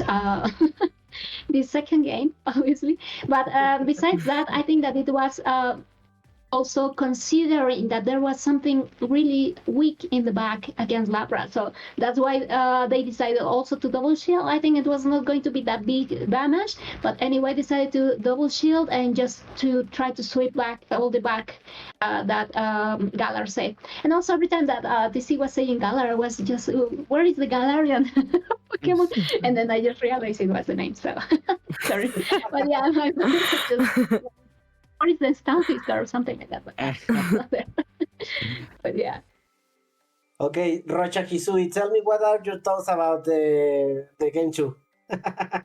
I think it was a really good game. Honestly, seeing that the Lapras, just a little bit I mentioned, that we were talking about Lapras moveset, right? The Skull Bash Ice Beam debate. But using the Lapras to almost one-shot the Jump Bluff, I think seals the deal. Yeah. So I Skull Bash probably couldn't have done like half of that. So I think Ice Beam was the right move. Yeah, because with the Skull Bash, the Jump Bluff should to get the Energy Ball, and that could be way different. Because even the Lapras had one extra defense, it's going to be super effective damage, and maybe it's going to put it in range of another move from the last Pokemon. So definitely, Ice Beam was the way to go for that particular matchup. So definitely, it's going to be very interesting to see. We're watching that it's only one extra round left for the fourth round. And I think, well, we have the fourth round already. So maybe we're going to watch the next battles. At this moment, we have Galar with 3 wins.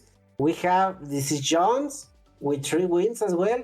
We have Birdie, which already saw him playing with 3 wins. We have Jaco Loco with 3 wins. And we have Sardi with 3 wins. So who do you think is going to take this fourth round, Rocha? Who are you rooting? Honestly, I'm going to, well, a fan favorite, Sardi, which a Brazilian, it's a really good friend of mine, so I hope we can get it on stream. I hope we can get to see some of his battles, because he usually plays a little bit off meta. Remembering like the Championship Series, he was one of the first person to bring Shadow Dragonair to the scene. Yeah. So maybe he brings something spicier here. Absolutely. I think maybe for the 5th round, because right now we are going to keep with Galar, but also we are going to see Dzejsonnn. This is Jason. So this is Jason, something like Jason. Checking the teams, we already saw the Galar, but look at that team from the Dzejsonnn, Morita. Interesting. Yeah, we have Origin Giratina here, so it's going to be really fun. Just see it. I think that if for some reason it's already here, so I'm pretty sure that they might be using it a couple times or more. And also we have a Sceptile. So Sceptile with this furry cutter, that it's going to be a move against this Malamar. I don't remember if Galar has the Malamar. I think so. I think it has Malamar, so it's going to be really interesting just to fight it against it. And also Hitran, so it's a very interesting composition from DC Jason. So let's see how it's going. And he's using normal Heatran, yeah? He's not using Yep. Shadow Heatran. Taliwi is angry. Taliwi is like, why aren't you using the Shadow Heatran? But look, Yeah. with what I'm going to say, Rocha is going to be mad. Look at that CPE from Heatran, Rocha. Yeah, The Heatran has 1499, which seems to be a very good one. CP for PvP. Maybe it's going to be something in particular. So maybe he wants to just highlight the Pokemon because, well, I don't know about you, but every time I get a legendary from the Rockets, the CPs are 1457, 1451. Nah, no luck on my side. and you want to power it up, and it's 1501, 1502, so Yeah. Yeah. not that lucky. But let's remember I that thought it was Heatran, the non-shadow one, you can only get it from a trade, right? So Yeah. you need, first of all, Heatran from a special reacher that's level 15, and you need to trade it with somebody that's really, really low friendship, so we can go down and get that Yeah. CP cap, right? So 1499, I think it's a little bit lucky. And hopefully we can see it Just a little. showcase in the battles. Yeah, just a little bit. Absolutely. Well, definitely it's going to be very interesting. Tali, who? Well, we just saw the teams. If you are Dzejsonnn, what do you want to bring against Galar, which you already saw how he plays? Because, well, we just saw the battles in the last round. If you are the Sun, what do you want to bring against him? Maybe I will bring the Sceptile. I'm seeing the Sceptile is can do a great job against Pilowines. Again, he used Pilowine, I remind. He also used Malamar. No, I think he didn't use the Barbaracle, but Yeah. Sceptile have a great match, I think, against that too. Mm-hmm. And Absolutely. I think it's the first time we're going to see Sceptile on the stream, yeah. Yeah, this is going to be the first time in case he plays it. And also we know that Sceptile is like a Mew. Sceptile learns a lot of charge moves. Yes. It can learn Leaf Blade, it can learn Breaking Stab, it can learn Earthquake. Earthquake. It can learn a lot of matchups. But it's very interesting to see that he decides to bring Breaking Swipe. Because in this meta, there's no real dragons besides The Artivax. The Artivax. The Artivax, exactly. So it's maybe Tyrant. he wants to just trying to have luck, taking advantage of that luck from the Heatran. And yeah, every time I throw the Breaking Swipe, I'm going to connect the attack drop. Maybe that's a strat. Maybe Yeah. he thinks it's a guaranteed shield because you need to shield the Leaf Blade. Yeah. He throws the Breaking Absolutely. Swipe, kind of a bait. So shielding Yeah. and getting the attack drop could be an option here. Absolutely. It's going to be very, very interesting to see. Right now, we are just waiting to one person to share the screen. It's very interesting. I don't think Dzejsonnn is going to bring the Giratina because we know that Golisopod is a pressure. Pylos one, it's a deadly situation. So maybe Dzejsonnn is going to play a little bit more safe with the Malamar, Jumpluff, and Golisopod. But well, Yeah. maybe he just want to share something that we are not expecting. Yeah, I Also think my here- logic pressure that Giratina. Yeah. Giratina loses to probably every Pokemon on Galar's team. Like he has Fairy from Jumpluff, he has Dragon from Milotic, he has Ghost from Golisopod, so he has Ice from Piloswine. So I think Giratina is a not bring against this. Just matchup. a cheerleader on this team. Yeah. At least against him. So definitely it's going to be very, very, very interesting to see. Besides that, I don't find anything extra in particular. It's all standard, it's all normal, it's all neutral. So the players are ready. So we are going to come back again in a little bit with Rocha and Tali. Morita and I will stay. So definitely it's going to be very, very interesting to watch in the incoming battle, right, Morita? Yeah, but I think it's our turn, right? This is round 4, is it? Yeah, this is round 4. We still have 3 more besides it. Well, 2 more besides it. Correct. I think it's our turn, right? Yeah, this is our turn. Okay, perfect. I might be confused, but yeah. I mean, I'm so excited for being here. Just because this is some kind of a special opportunities also for the region. We always want to highlight this region as really important because I think that the players are high level here. I'm really happy that we are seeing some names that we already know, and also some new names that maybe they can make some history in the future. So yeah, I'm so happy because of that. And I think, as you said, now coming back into the teams, I think, as you said, it's very kind of unlike that we can see that Giratina, but we never know. We have seen seen some surprises already. So in the last round, I was not expecting the ninjas, and he played it twice. So yeah, maybe I'm wrong. Yes, correct. So yeah. Okay. Well, definitely, I think the battles are going to be ready just a little. But yeah, like we were checking, maybe this meta is full. It's like a little bit polarizing. For in a situation, there's a lot of jump off, and that's it. The Sceptile. This is not going to be. Look at that damage against the against the Malamar, and he already has the leaflet, and he is still charging. Of course, you want to shield this, but definitely Sceptile is going to be very, very deadly for Galar because look how fast he's charging the charge move. Yeah, the funny thing also, and then what we have just highlighted in the past battles of the players is that if you want to try this spicy Pokemon, you need to bring it in the lead. And we have seen a lot of Malamars in the lead, so I think that was the rationale in DC was like, okay, let me bring this monster in the lead because I know it's going to do a lot of damage. And yeah, he was assertive regarding that, and now we can see that oh no, this is going to be a liquidation against this. It's survived. I was not expecting to survive, to be honest. I was not expecting to survive, but this is going to be very interesting because, I mean, both players have still 2 Pokemon, but Sceptile doesn't want to see the Jumpluff, and Jumpluff is also a counter to the Golisopod, so this is looking pretty good to Galar. Of course, they don't know what's in the back, at least not Dzejsonnn, but this is going to be very interesting. I think at this moment, Galar is going to just sack the Malamar and let the shield for the Jumpluff. Yeah, correct. And that was the reason why it was not Shadow, right?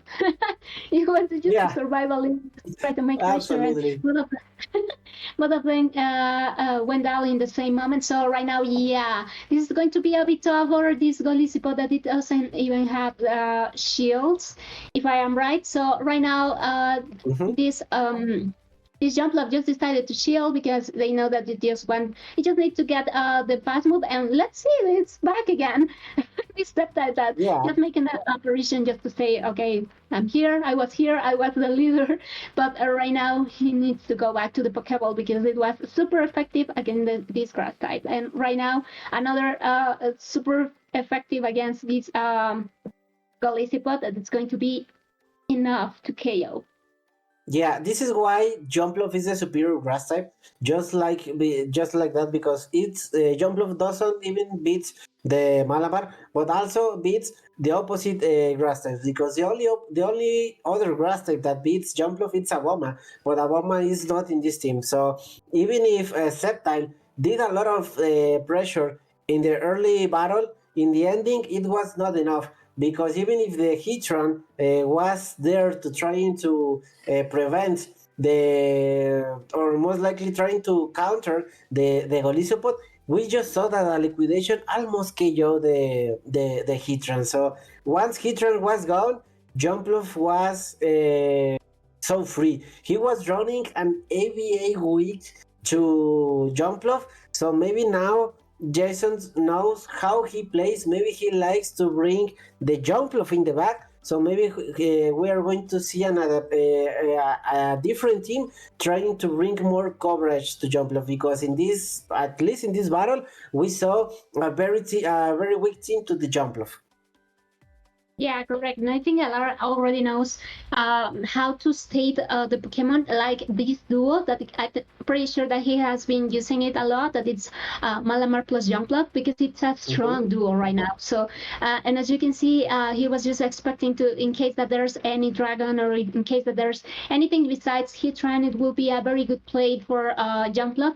And also Malamar that it's kind of tanky, just not with the bug types, but kind of tanky for the rest of the composition of the team. So that's a good strategy from Galar to get a Malamar plus Jumpluff. But I think that now it's going to be a bit a little like pretty good lecture from DC in case that he realized that Galar is using a lot of Malamar in the lead. So in the past battles, and maybe they can also use it again as lead. I'm not sure if it's going to happen, but in case so, maybe the strategy to get more protected Sceptile, or just try to catch, or just try to move something different in the strategy that that they got in the beginnings, it could be the difference from the next battle. Yeah, we saw, because we already saw 2 runs from Galar, that he likes to play pretty safe. He's bringing the best Pokemon that he has. He's bringing the Golisopod, he's bringing the Jumpluff, he's bringing the Malamar. He's just trying to adapt. We already saw the second battle, and this is going to be very interesting because even if Heatran doesn't want to deal with this superpower, he resists the Psyweb, and look how much damage is doing with the Fire Spin, because even if Fire Spin it's not the best fast move, it's going to do decent because Heatran has a lot of attack. And something nice about this attack is that it's quite cheap. This is going to be very interesting. He could not call the bait, and now the second move is going to be the first from Malamar. That's why he tried to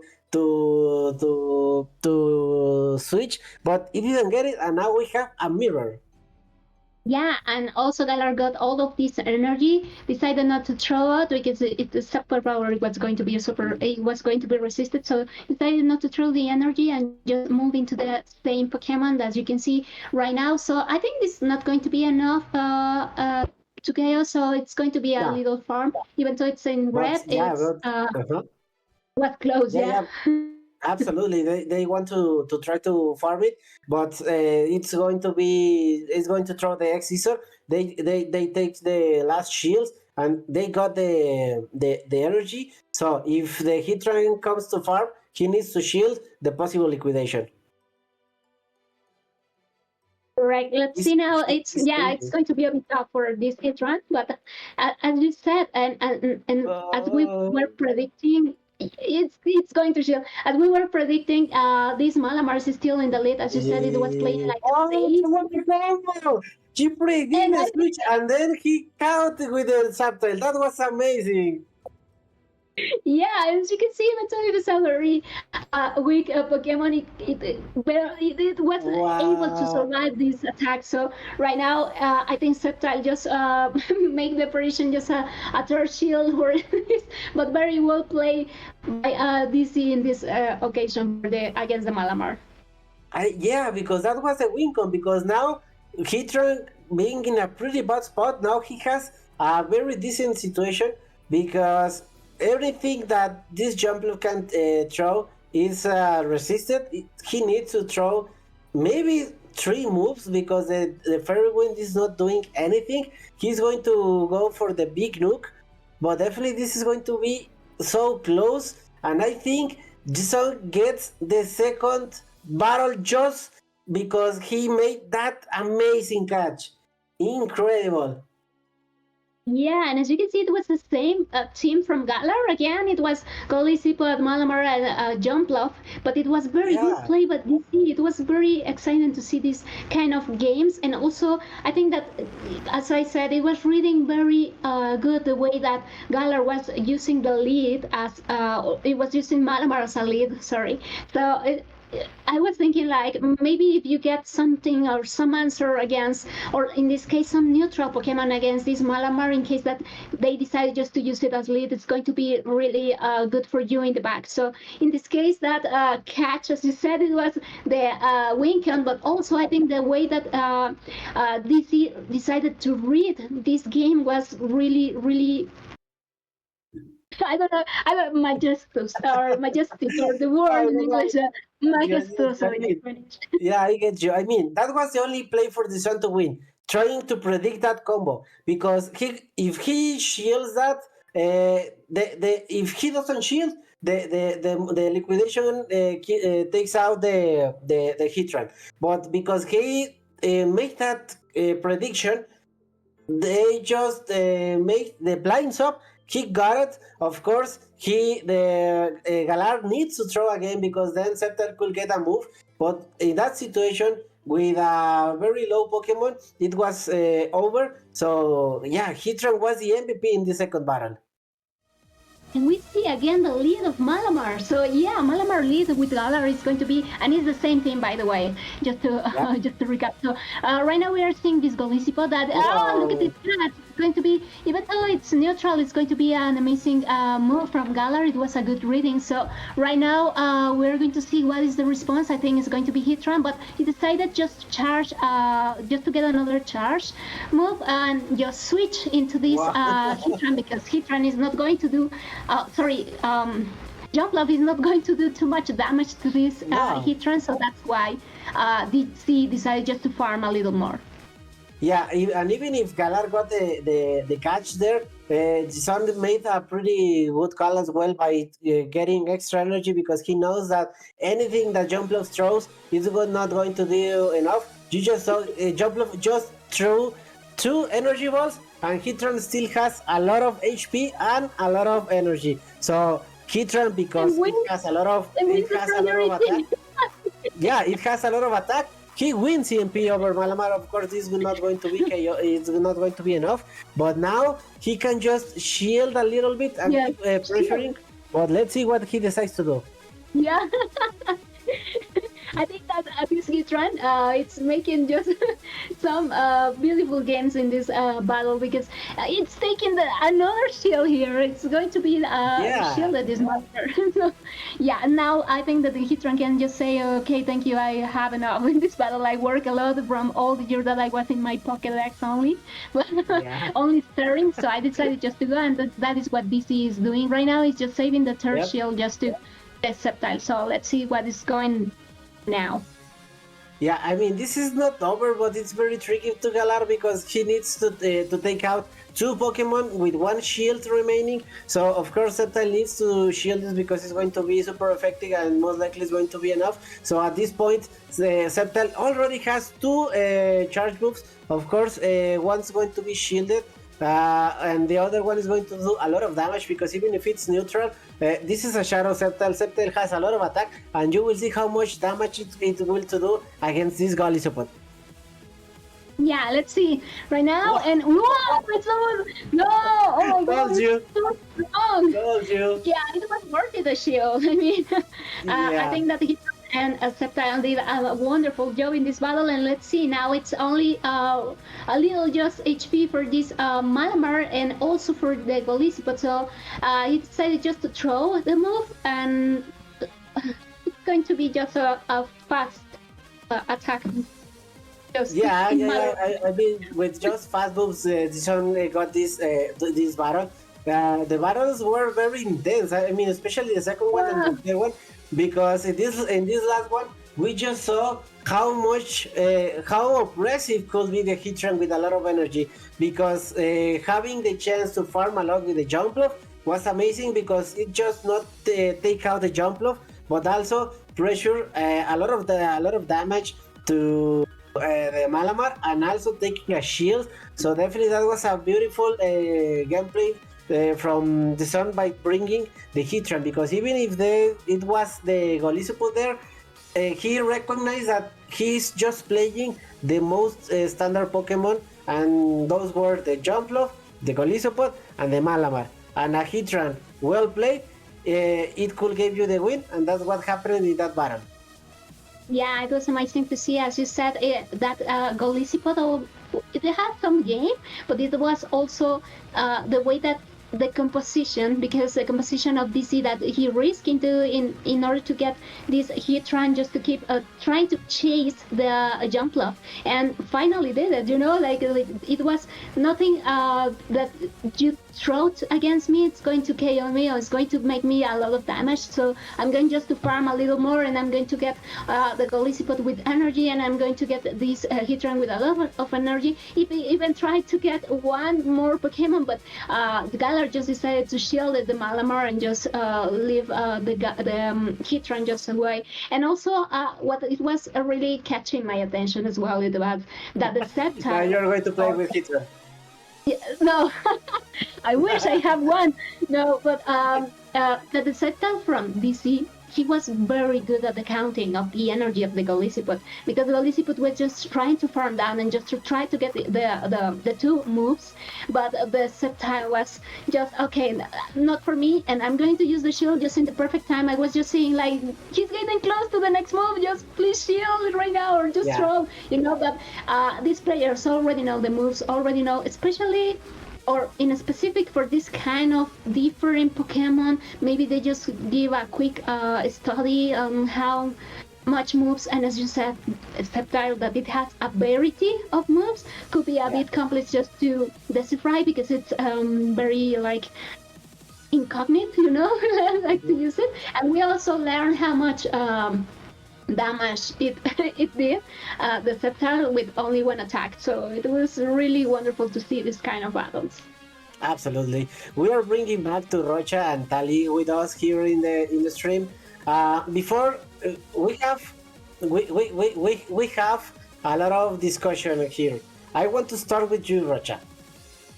When you saw the prediction in game 2 about that combo, that was the only win con to Dzejsonnn, but you were expecting that combo in that particular situation?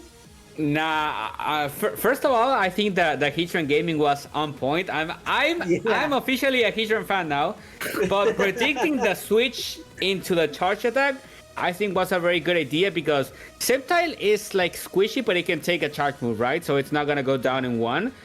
So switching, catching the fast move, debuffing the Malamar, farming it all the way down, I think was a really good play that ultimately gave him the win, and it just made Heatran look even better. Yeah, absolutely. Definitely, that was amazing, because that was the only win con to him. Because if he didn't get that move, he just got the Heatran gone, and with one Pokemon, it could not be done to take back that situation. So now, after taking the tie and having 1-1 tally, you saw that in the right situation, having a lot of farm from Jumpluff in this case, you saw how oppressive could be Heatran in the right circumstances. So after this one, are you going to commit it to play Great League in Go Battle League with Heatran or not? Maybe. I really like Heatran in this meta. Also, I think if you remember in the first game, Jason didn't use his shield for Heatran. Yeah. Maybe he used his shield for Heatran. Maybe he could win the game, because it could change everything. Yeah, and in the third, Heatran was the Pokemon that Jumpluff didn't want to see. Yeah. Oh, because he lost a shield, but he can farm the Golisopod and then have an attack for Malamar. No, yeah, maybe the chain would. Story. Yeah, it would be a different story. And in the third match, I think Heatran make a very great job. Also, because Galar changed to Jumpluff, yeah, but he has that he should have that reason in mind, yeah, that Heatran could be the back and farm down the Jumpluff. Yeah, definitely, that was very interesting to see that in that point. I think it was tough in that situation, because he was playing ABA week 2 Jumpluff in that first battle, so he understood that Heatran was the MVP, or had to be the MVP for Dzejsonnn in the entire matchup. And we just saw that in game 2 and in game 3, because if you are committed to play only meta Pokemon like Malamar, like Jumpluff, like Golisopod, with if you have a Heatran and you have shields, Heatran will bring the spice, will bring you the win to you. So definitely that was amazing. Something that maybe was key from just some part is that Sceptile, by getting the charge moves so fast, was key, because we just saw how much damage it did against the Golisopod in the last one. So I don't know what are your thoughts, Rocha, about the situation of Sceptile, but I mean, in this matchup, in this battle, it worked. But I don't know if you were playing, you pick Sceptile as your grass Pokemon, or you just go safe and pick Jumpluff. I'd probably go more safer, pick Jumpluff, a lot more bulkier, a lot more like charge move pressure. It doesn't have like the versatility of Sceptile, which has, we spoke a lot of this, a ton of moves, but Jumpluff is just more like my playstyle though. But Heatran, on the other hand, gave me a lot of Charizard vibes, because you leave it with a shield, you leave it with farm, and it can like swap almost anything, even if it's resisted, right? So major Charizard vibes that Heatran. Yeah, and I mean, Heatran has a lot of, has two pretty good moves, because we know the Stunning is a pretty good charge move. It brings coverage, so to some particular situations where Magma Storm is not ideal, especially against some water types, because it's not resisted and it does a lot of damage. But Magma Storm, it's another charge move. It's another good charge move, but we don't find it too often because it's not in in other Pokemon besides the Heatran. So maybe after this battle, we are going to see more Heatrans around. But definitely Heatran was the MVP. Yes, and importantly, go ahead. Yeah, and just want to say that Magma Star being a kind of cheap move, 40 energy, 60 and 60 damage, I think, 65 damage. It's just, you can spam it really quick, right? So just 4 Fire Spins, Magma Star, 4 Fire Spins, Magma Star. So very good pairing with Fire Spin. Yeah, I think the reason of why Heatran is not ideal is because the fast move. We know that Fire Spin is not the best fast move as a fire type. Maybe if it has something else, like what it could be, Ember. Maybe with Ember could be a little bit different. But yeah, Fire Spin is not ideal. But if they change by some reason the fast move, maybe Heatran could be a different story. What do you think about having another fast move on Heatran, Morita? I mean, I could change a lot of things, sometimes, and also keep your Heatrans just in case, as Titi said earlier. Any Pokemon can convert it into Metal later, so I just keep them or trade them, but for a good ones. What I was going to say is that I think that the beginning DC also just risked the Heatran against the Golisopod just to try to see how much damage does it could do against the Heatran. So I think it was kind of a good situation just to figure out how much it was this advantage of Golisopod against Heatran, but also it was good to measure for the future how much it can also generate the energy, like all the fast attacks converted into charge moves, and I think it was kind of good.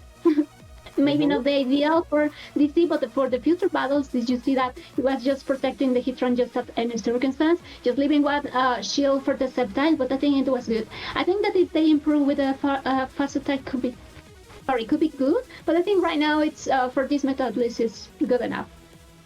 Absolutely. Well, we are watching right now that we still have 2 undefeated players for the. In one side, we have the Dzejsonnn having a masterpiece class on Heatran, and in the other hand, we have a Jacko too as the other undefeated player. Maybe that's the battle that we are going to watch in the next round.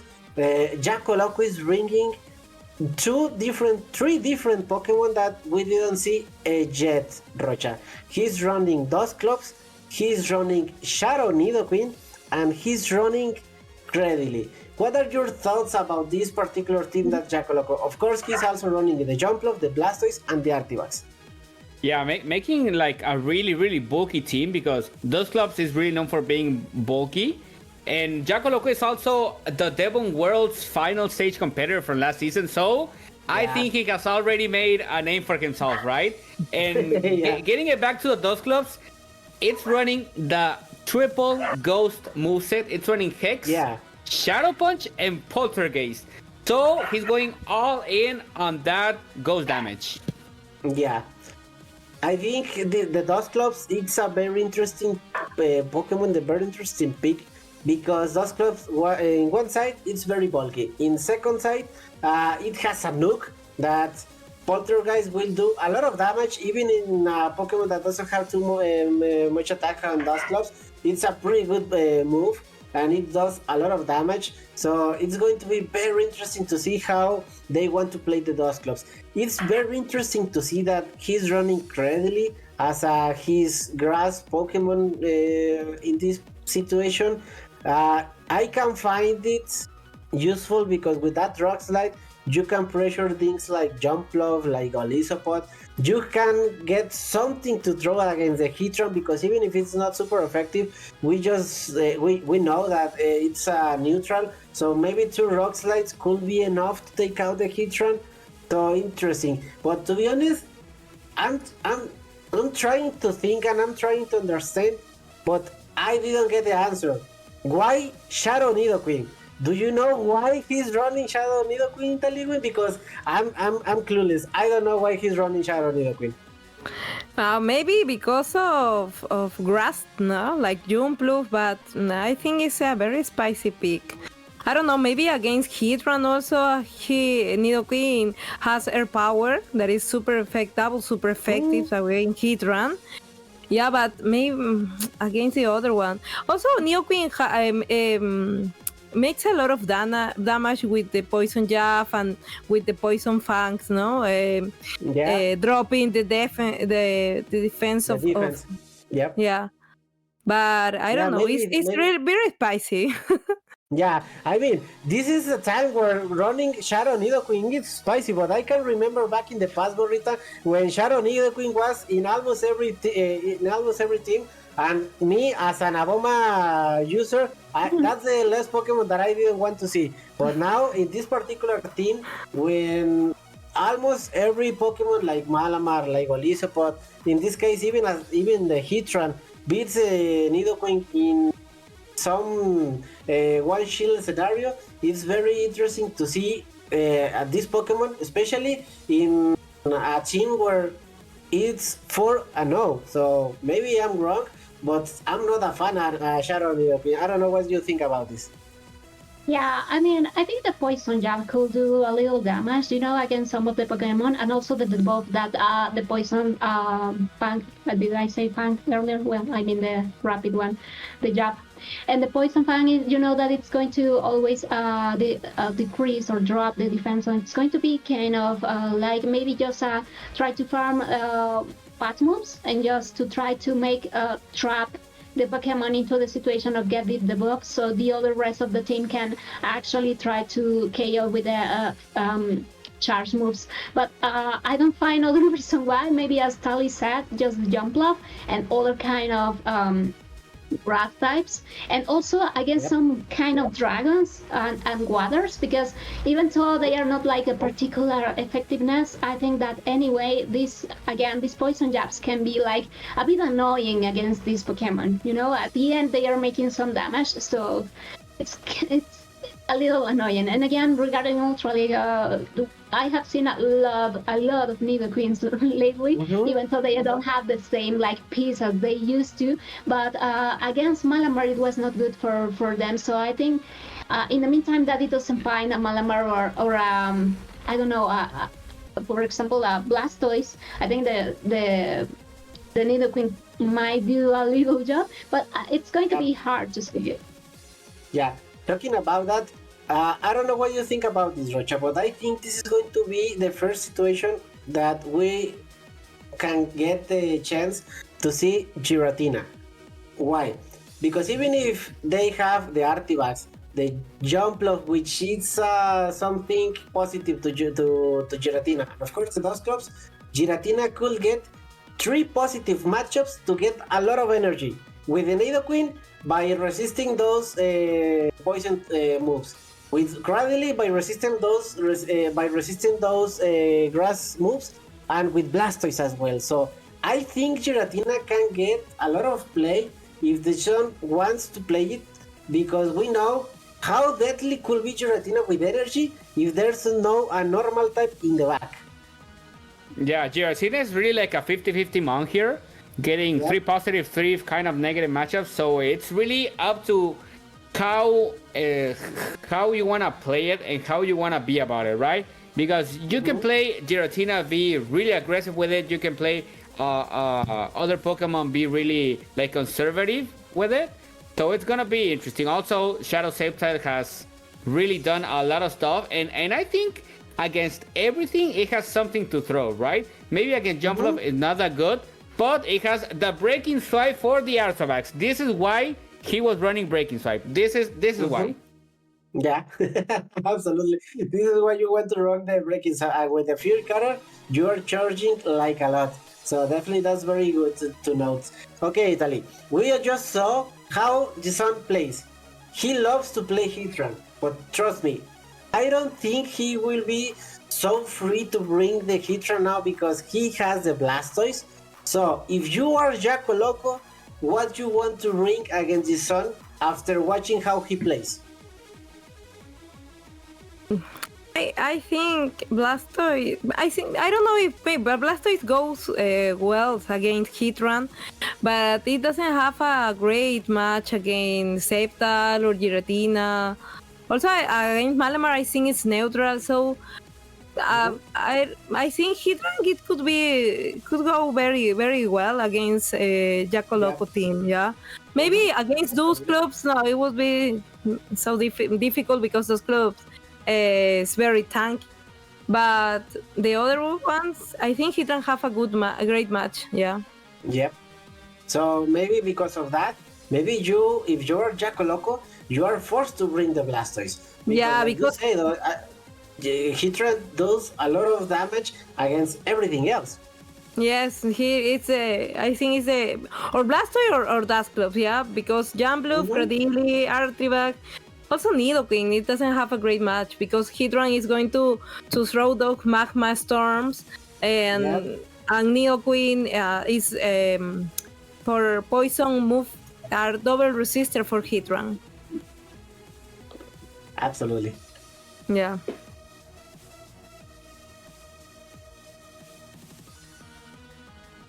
Look like players are ready, and we're going to be saying goodbye to Marita. Thank you for being here, and thank you for helping us shoutcast. Really appreciate your insights. Thank you all for watching it. Keep watching. See you later. And we are just getting ready to see our players in our 5th round, Taliwi. Jaco Loco against Dzejsonnn, which we already talked about the matchups. We already are expecting to see probably a lot of those clubs, probably a lot of Heatran. But what other Pokemon would you like to see? Maybe Cradily, maybe Jumpluff?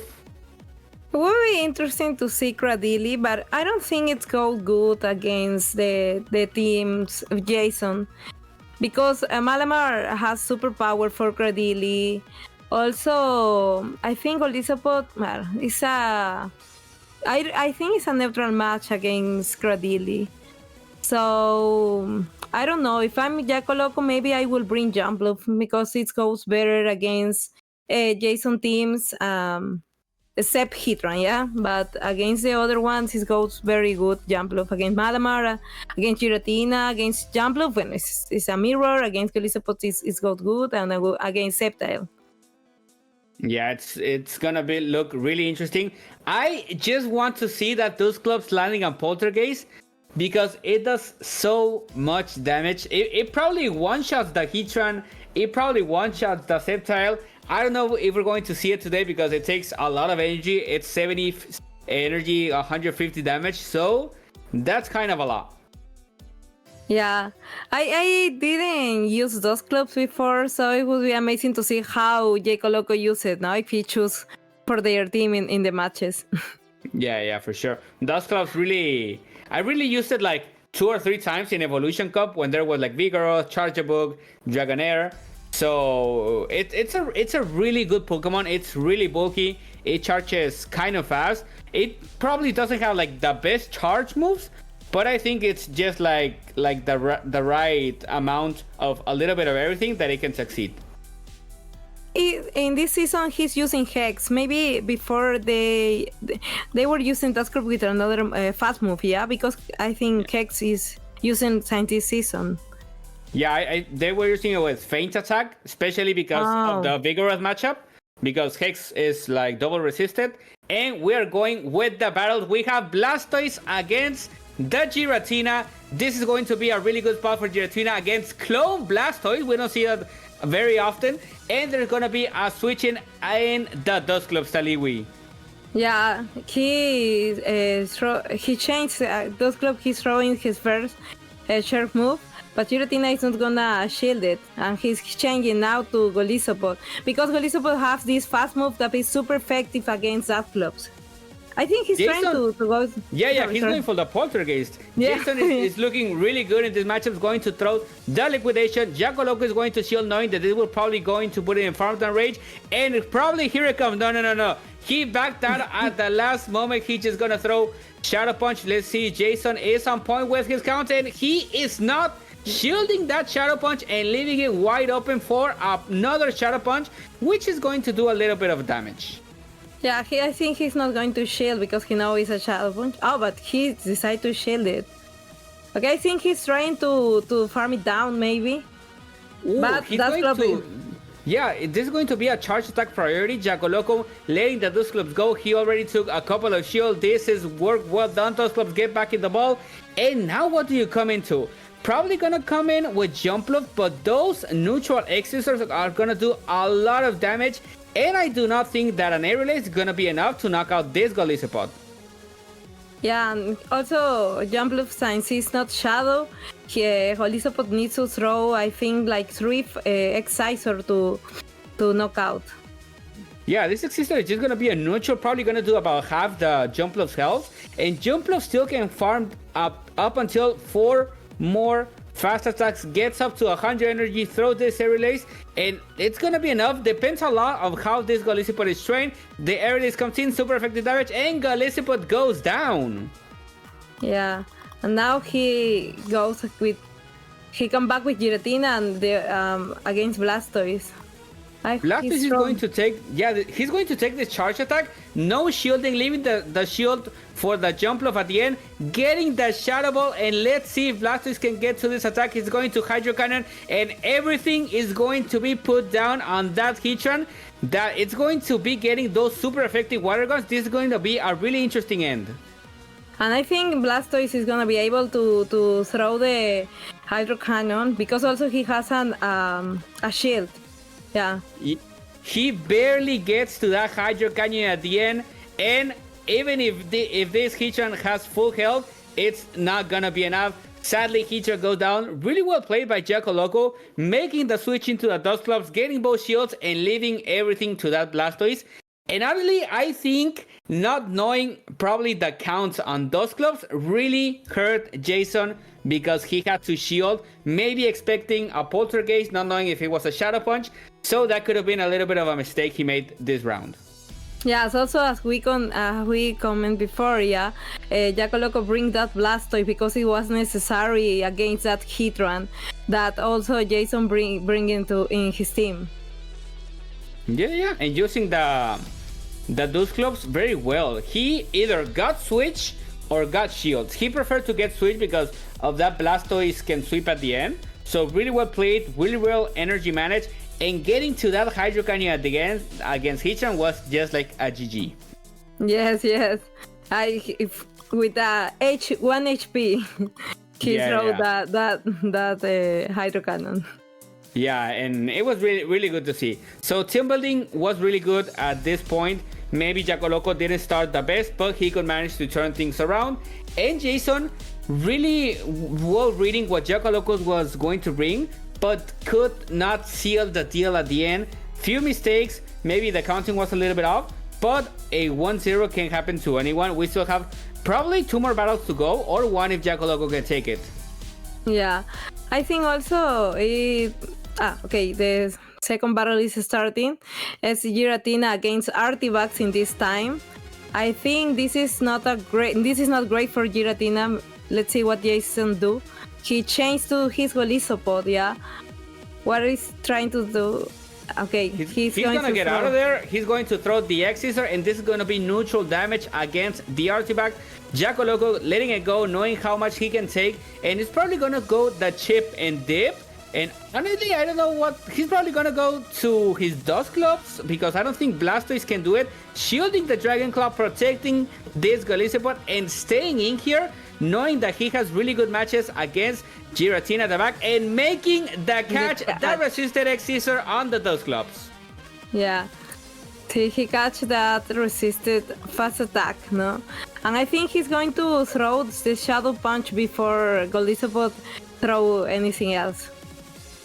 Yeah, this is going to be a Shadow Punch, and I do not think it's going to KO. Golisopod is just going to hang in there. He's going to make a switch. He's going to leave it for probably a catch, maybe. And the Giratina has a lot of work to do. This Shadow Punch is going to be super effective. This Dusclops is doing a lot of work in this match and taking the final cheer from Dzejsonnn.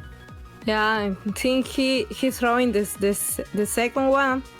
I think this is not going to be enough, but it's going to have Giratina in red. Yeah, Giratina has a little bit of health. Here comes the Artifact trying to farm down and save probably shields for the back. This Artifact is going to be no more getting back into a ball. Omnius win. Maybe we see a boost. Maybe we do not see a boost, sadly. No and boost. This Blastoise, even though the Water Gun is resisted, it's going to get all that farm and all that energy using one shield. And this clone Blastoise is going to probably seal the deal for Jaco Loco. Yes, also he has Heatran in the back, yeah. And I think Golisopod doesn't have energy, so I think this is the game for Jaco Loco.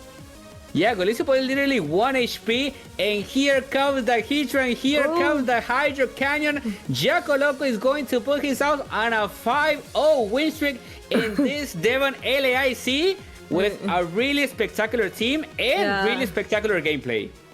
Yeah, I think Jason tried to make the catch, but he couldn't do it, yeah. So Jaco Loco could put that Hydro Cannon to knock out that Heatran and give the win to him. Using the Dusclops as the switch-in, getting that X-Scissor, like literally nullifying the damage because it's resisted because of the Ghost typing, and just soaking up that energy, getting to 1-2 Shadow Punch, taking maybe a shield here, a shield there. I think it was a really good use of those clubs. Yeah. It was a Jaco Loco really managed great the battle. Yeah. Also, he started with advantage because he has the Artifacts against Giratina, but also he didn't change in the first time because he knows that he has to try to make some damage to that Golisopod before change. Yeah, because he did not have like a really straight answer for Golisopod. Now we've been seeing this on a lot of teams. That Golisopod is like really safe.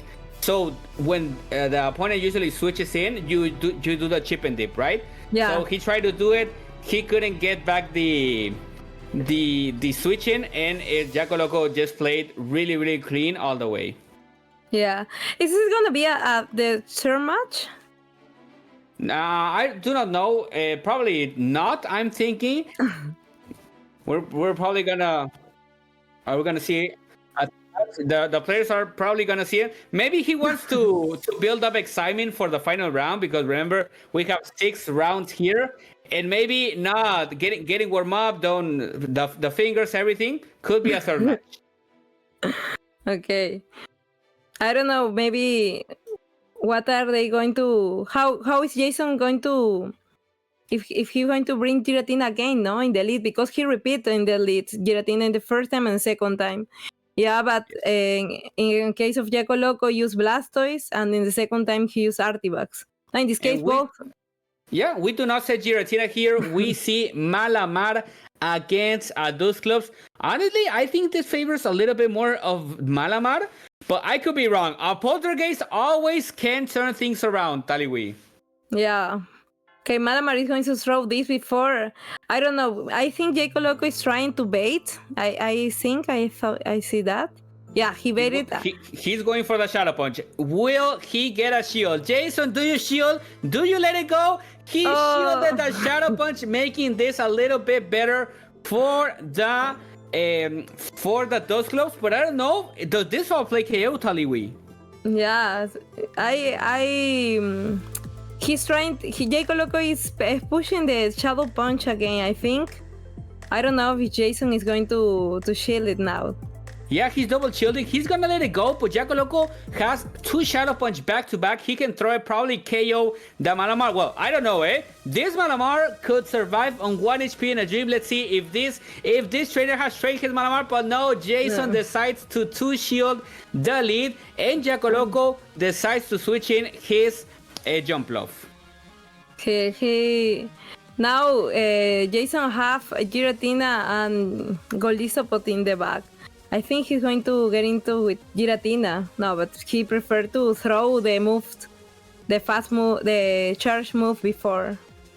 Yeah, he's throwing the double fall play, leaving this Malamar with no energy and getting in the Giratina, knowing that there is no acrobatics on Jaco Loco's side. There's just a release, which is not that great of a move, which is going to do a little bit chip and dip, probably going to leave it at 40% health.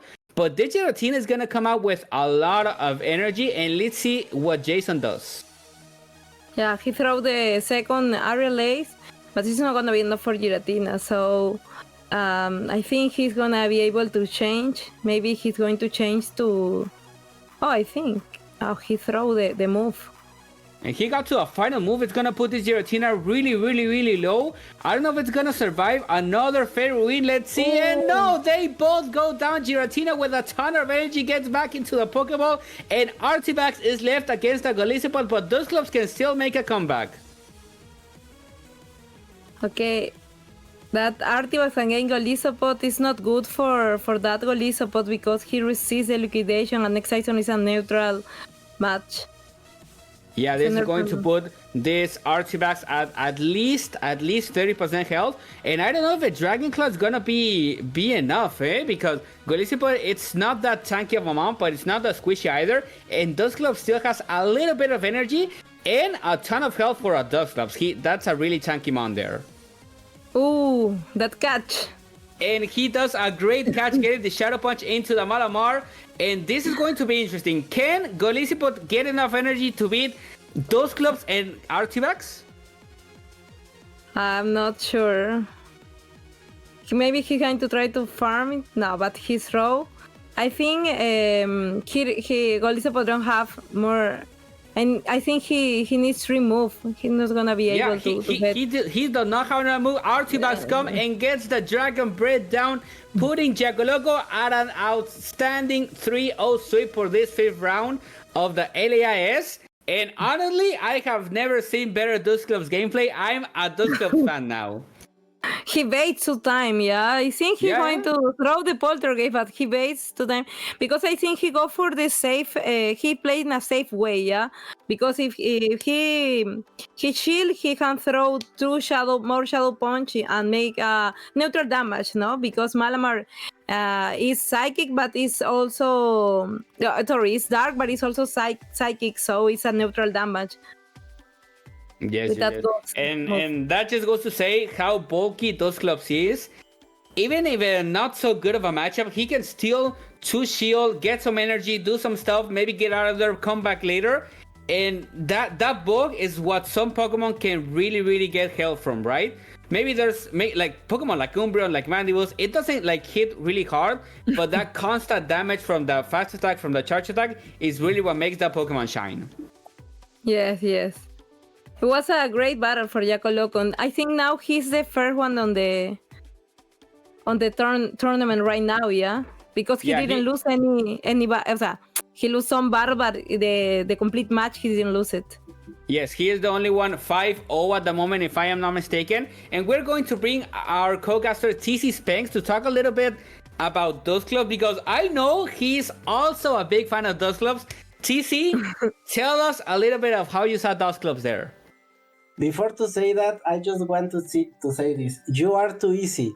The last round, you were a Hitran lover. Now you are a Dust Clubs lover. Come on. I mean, every round you are going to have a new lover or what? It's easy. No. I do not know what to say about that, so I'm just going to. I cannot defend myself, but I am indeed a Dust Clubs lover now. Yeah, I mean, I understand. Now you know why Dust Clubs it's pretty strong. To be honest, I didn't know how good could be Dust Clubs in this meta, because we saw like a lot of uncomfortable matchups like the Malamar, the Olisopod, but because Dust Clubs it's pretty bulky, and with the Hex, even being Hex, it's not even the Sucker Punch by doing a little bit more of damage. I mean, the Faint Attack, I'm sorry, it was just Hex, so you're just charging and throwing shadow punches. I mean, I'm speechless about the Dust Clubs, because especially not too many people know how much energy the Dust Clubs needs for the Poltergeist, and second, not too many people can track the energy on Dust Clubs. So maybe that's the reason of why Jacoloco is in the finals, most likely, or at least in the finals, because Dust Clubs is doing a lot of damage against Jason in all the 3 battles. Yeah, it's gonna be a really good run at the end, because they're only winning one person that's still undefeated. It's going to go against a person that has lost one round, right? So the tiebreakers definitely are gonna favor a lot more when you could sweep like Jacoloco just did. It's gonna be a really tight end. Absolutely. I mean, it's going to be so nice to see how everyone wants to play the next or the incoming matches or the incoming battles, most likely. But definitely Jacoloco, it's ready to just not taking that free pass for Worlds next year, but also to get the $100, because if I'm correct, he's available to get that money, if I'm correct, but I'm not sure. Yeah, it will depend where his home base is, right? But yeah. I think just bringing us this Dust Clubs gameplay is fine by me. He can he can win or not. I'm not biased at all. I need to ask you something. In the last round, we see Dust Clubs for one hand and Hitran in the other hand. Who are you going to root for? I cannot answer that question right now. I'm skipping. Taliwi, can you answer it for me? Yeah, Hitran. For me, Hitran. I think he's amazing. I know that Taliwi is a Hitran lover. I don't have doubts about that. But because you love to be so like, how can I say this? You love to have all the attention about a particular Pokemon. So when both lovers are in the same front, it's like, okay, I need to skip. I need to hide myself because I don't know how to support. No, also because I love this when you can use this legendary on open or in Great League. Sorry. Because I have, for example, Giratina for Great League. I have also Hitran for Great League, and I really like it because you have to, as Rocha said, you have to get on a special research and then cross your finger and say, please, I need a good with IV, sorry, and I got it. So I'm so happy for when I can use these legendaries. And in this meta, it go good, but because in open, maybe Hitran is not a good pick. Mm-hmm. Exactly, because in that particular situation, there's not too many metas that we can see or that we can find that legendary Pokemon are pretty good. This is one of them, because even if in the chapter or in the chart, we can see or we can find a lot of legendaries like Suicune, Azelf, Mesprit, a lot of legendaries around, Hitran, it's very useful in this one. So if you are watching this tournament and you are still having doubts about if Hitran having only 1 point in the rules it's worthy, we just saw that it's worthy. because in the right circumstances, it could make a lot of work. And I mean, this is a tournament for money, and we already saw a Heatran player almost in the finals, a Dos Clubs player almost in the finals. So all those one-pointer are more than useful than you think. Yeah. See, and also I was reviewing the team list, and I see just only 4 competitors bring those clubs, just 4 of 40 people, yeah, and those club makes a great job in for Jaco Loco in the last match, yeah. Yeah, absolutely. I mean, this is going to be very intense. It's going to be amazing about that for sure. But I don't know who is going to be the next round. But I know that Rocha wants to see Sardi, because according on this, Sardi is 4-1. So someone will need to try to take out Jaco Loco to try to force a tie or something. But I don't know if Sardi is going to be the one who's going to face Jaco Loco. But I think Jaco Loco against Sardi in the finals could be a very good one. What do you think about that possible final, Rocha?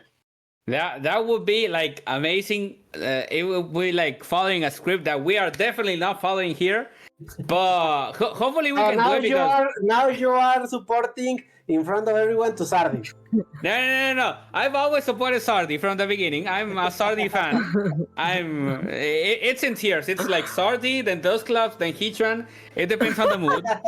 But it would be a really good final because Jaco Loco currently undefeated, and there's nobody else that's undefeated right now. So looking up, like, oh my god, that's the undefeated person. He has not lost one round. It could be interesting, and also being the undefeated person, like, I need to just win this one, seal the deal. I've already won 5 out of 5, so just a little bit more of a push, and he's probably gonna go 6-0 or sweep or do the 5-1. Absolutely. I mean, it's going to be very intense. I'm not sure how the battles are going to come, but I think the only 2 people that Jaco Loco can try to face is Galar and maybe Sardi, but I'm not sure. I mean, of course, it's going to be so intense that we have Sardi in the finals against Jaco Loco, but we just saw that Jaco Loco is crushing the tournament because the Dos Clubs is so good. We also saw how good could be Blastoise, and in the last matchup, he just benched the Blastoise, expecting that Jason was bringing all the Pokemon against the Blastoise, and that worked pretty well because by knowing that, he had a lot of the play with Artivax at the ending. Yeah, for sure. Team building, especially in this kind of formats, makes you like really think about it. It makes it really shine when you're really good at it, right? Like finding certain Pokemon that can fill this role, that can be the tank, that can be the spammer, that can be the safe switch. I think it's like super special and really shows how good you are. Absolutely. So it seems that we have round 6 already, and the finals are going to be Jaco Loco versus Galar. Unfortunately, we are not going to have Sardi in the finals, but we also saw Galar playing, and Galar is doing so well, especially by bringing all these meta Pokemon. Maybe the Shadow Pilots one, but what do you think about this final matchup, Tali? Galar versus Jaco Loco. Okay, I'm seeing the teams. Okay, Galar, he has Milotic, Golisopod, Police Wine, the Cochino, that you said. Yeah. Cochino MVP. Cochino. Barbaracle, Jumpluff, and Malamar. Against Jaco Loco, I think Cochino doesn't have a great match against Jaco Loco team. Maybe against Jumpluff, but not against the other ones, yeah? Against Blastoise, it doesn't go good. Maybe against Nidoqueen could be good. Also, Jaco Loco didn't use Nidoqueen on the match. I don't know if... Maybe he's just using as a bench pressure. A lot of people want to play a Pokemon just to bench pressure. And I think against Galar, Nidoqueen doesn't have space to be played also. I still expect a lot of those clubs to be played against Galar. Yeah. Because we have seen that the Malamar matchup is not that bad, right? Golisopod could be bad because of the Shadow Claw, but still can put some... can tank a lot of charge move. Shadow Piloswine can't really tank that much, so maybe a shield. And we've already seen this matchup, TC. Because of the Evolution Cup, we know how Piloswine and those clubs plays out. So that could be a little bit of an advantage there. And remember, the Galar's Barbacle has Mudslap. It does not have Fury Cutter. Absolutely. I mean, I'm not sure. Maybe we would like to ask him if that's a play or if he just got a misplay there. But maybe that Mudslap is not going to do a lot of play in this particular matchup. But yeah, like you just said, maybe Piloswine could have some play if he avoids the Blastoise, because besides Blastoise, it has a lot of play.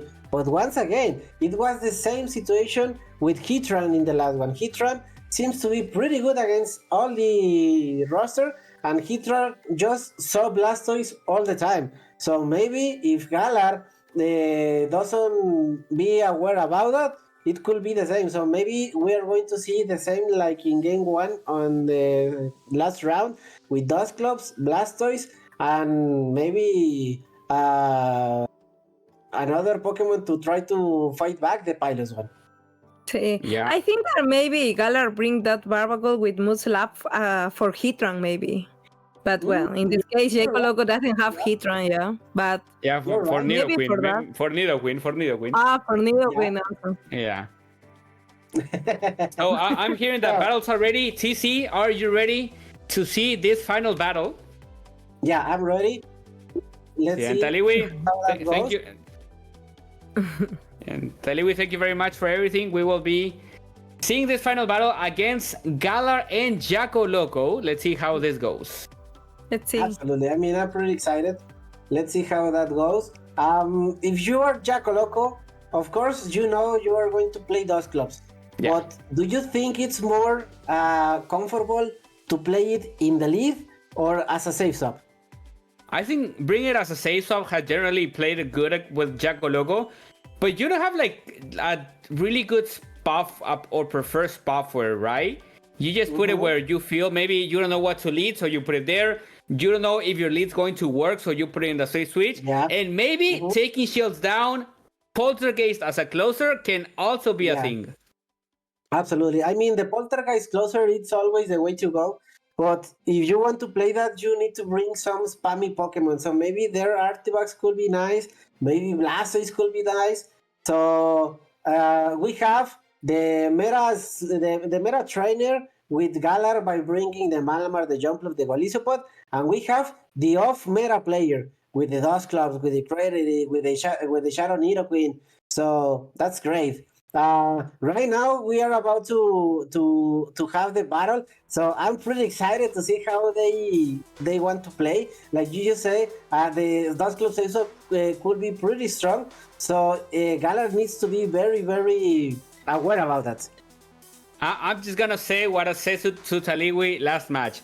I want a Poltergeist to land on anything, even if it's a 1 HP Pokemon. Please, Jacoloco, if you're hearing me, please let it. And if you're Galar, please let it go. Just don't shield the Poltergeist, please. So just expecting some really good battles. And here it is, TC. This is the finals. An international champion will be born. We have Artifacts against Malamar. I mean, this is a pretty neutral matchup. We know that, of course, the superpower needs to be landed. They wants to just throw, and maybe he's going to throw and dip, but this is going to be interesting. They respect the shield, and maybe he is going to throw something, and he answers with the Golisopod. So that's very interesting, because now the Jumpluff can take it, the Golisopod, by having in a pretty good spot and a lot of energy in the Artifacts. Yeah, the Artifact took a lot of energy with it, and here comes the jump love that can soak up all that energy. Remember that Jacko still has 1 shield left, while Galar has still the 2 left. Here comes the X-Scissor going to get this jump love into the red, well, almost into the red, remembering that this is a very tanky Pokemon, and getting to double area LAIS. Let's see if Galar gets a shield here. No, he didn't. He didn't shield. He knows that he can barely survive it because we know that even if it's a super effective, Jumplo doesn't have too much attack on this. Galar just wants to take it out. Maybe he wants to try to farm that Jumplo all the way down with most likely the Malabar by shielding once. This is going to be very interesting because all the energy that the Artifact has. So they got the Jumplo got the energy ball. They need to respect it. They respect it, but now it's going to be who wins CMP between the Artifacts and the Malamar if Jacko wants to bring the Artifacts. Switching in the Artifacts, the Wombo combo. Jacko throws the Avalanche. It's gonna go on shield against the Malamar, doing some insane. Oh no, it's an Icing Win. I did not know this was an Icing Win. Getting the attack drop. And the superpower is not going to land here. Jacko using his 2 shields on this Artifacts, knowing that this Pokemon can be the key to victory. Absolutely, that's very interesting to see because I was thinking that he was running a Avalanche in all that case. That was very interesting to see, but now we see that respect the Icicle because it's almost a super effective situation, and he needs to throw something because he cannot farm all the way down if it's super effective. They need to throw it, but I'm not sure if this is going to be enough because they got the attack drop. This is probably not going to be enough doing neutral damage, but let's see. No, he's going to throw that 2 move. He does not want to reach that last shield, throwing the aerialist into the almost 1 HP Artifacts, and let's see if that Cradily can do. We talked about this. We talked about the Rock Slide doing super effective damage. Let's see if this nerf Rock Slide TC can make it through this jump love. I don't think so. Oh, they tried to make that guy, but I didn't get it. Now he's going to throw to far. Oh, what? He could not get the move through Jacko. I didn't get it. Galar gone down with that ton of energy. Here comes the Rock Slide doing super effective damage, and Jacko has to move. Galar also has to move. This is going to come down as a CMP event. Gets the move. This is going to be neutral, but I think TC Jacko has this first match. Yeah, he has because, like you just saw, they tried to make a double catch. None of them fall because both were expecting this, but because the Cradily does more damage because being super effective, that was very good to see. I mean, both were trying to get the catch once again, none of them got it. But because Jacko got the win con by having the superior grass, that's why they got the first win. That was amazing to watch, especially because after all the battle, they tried to make catch, and they didn't get any of them. Yeah, like switching at the right moment, trying to get that last farm down and getting down with all. I think Malamar had like 2 foul plays ready to go. Even if he threw 1 superpower to the Cradily, it would have been GG. But sadly, he couldn't do it. Jacko ultimately farms it down, gets to 2 Rock Slide, and GG's the jump love. Yeah, something very interesting that we didn't see in this battle. Jacko didn't want to bring the Dust Gloves. We were very sure that he was trying to play it because it was a very safe Pokemon in the last round. In this one, they didn't want to bring it. He wants to play a little bit more aggressive by bringing the Artifacts, by bringing the Malamar. So maybe because of that, we can see something about Milotic. Milotic could be decent against what they brought. So that could be very interesting to see. I'm not sure. In this case, Galar wants to play the Cochino, the Pilot one, but definitely Pilot one could have a lot of play as well. Once again, they try to play very flexible by throwing and switching, and at the end it was a grass type mirror.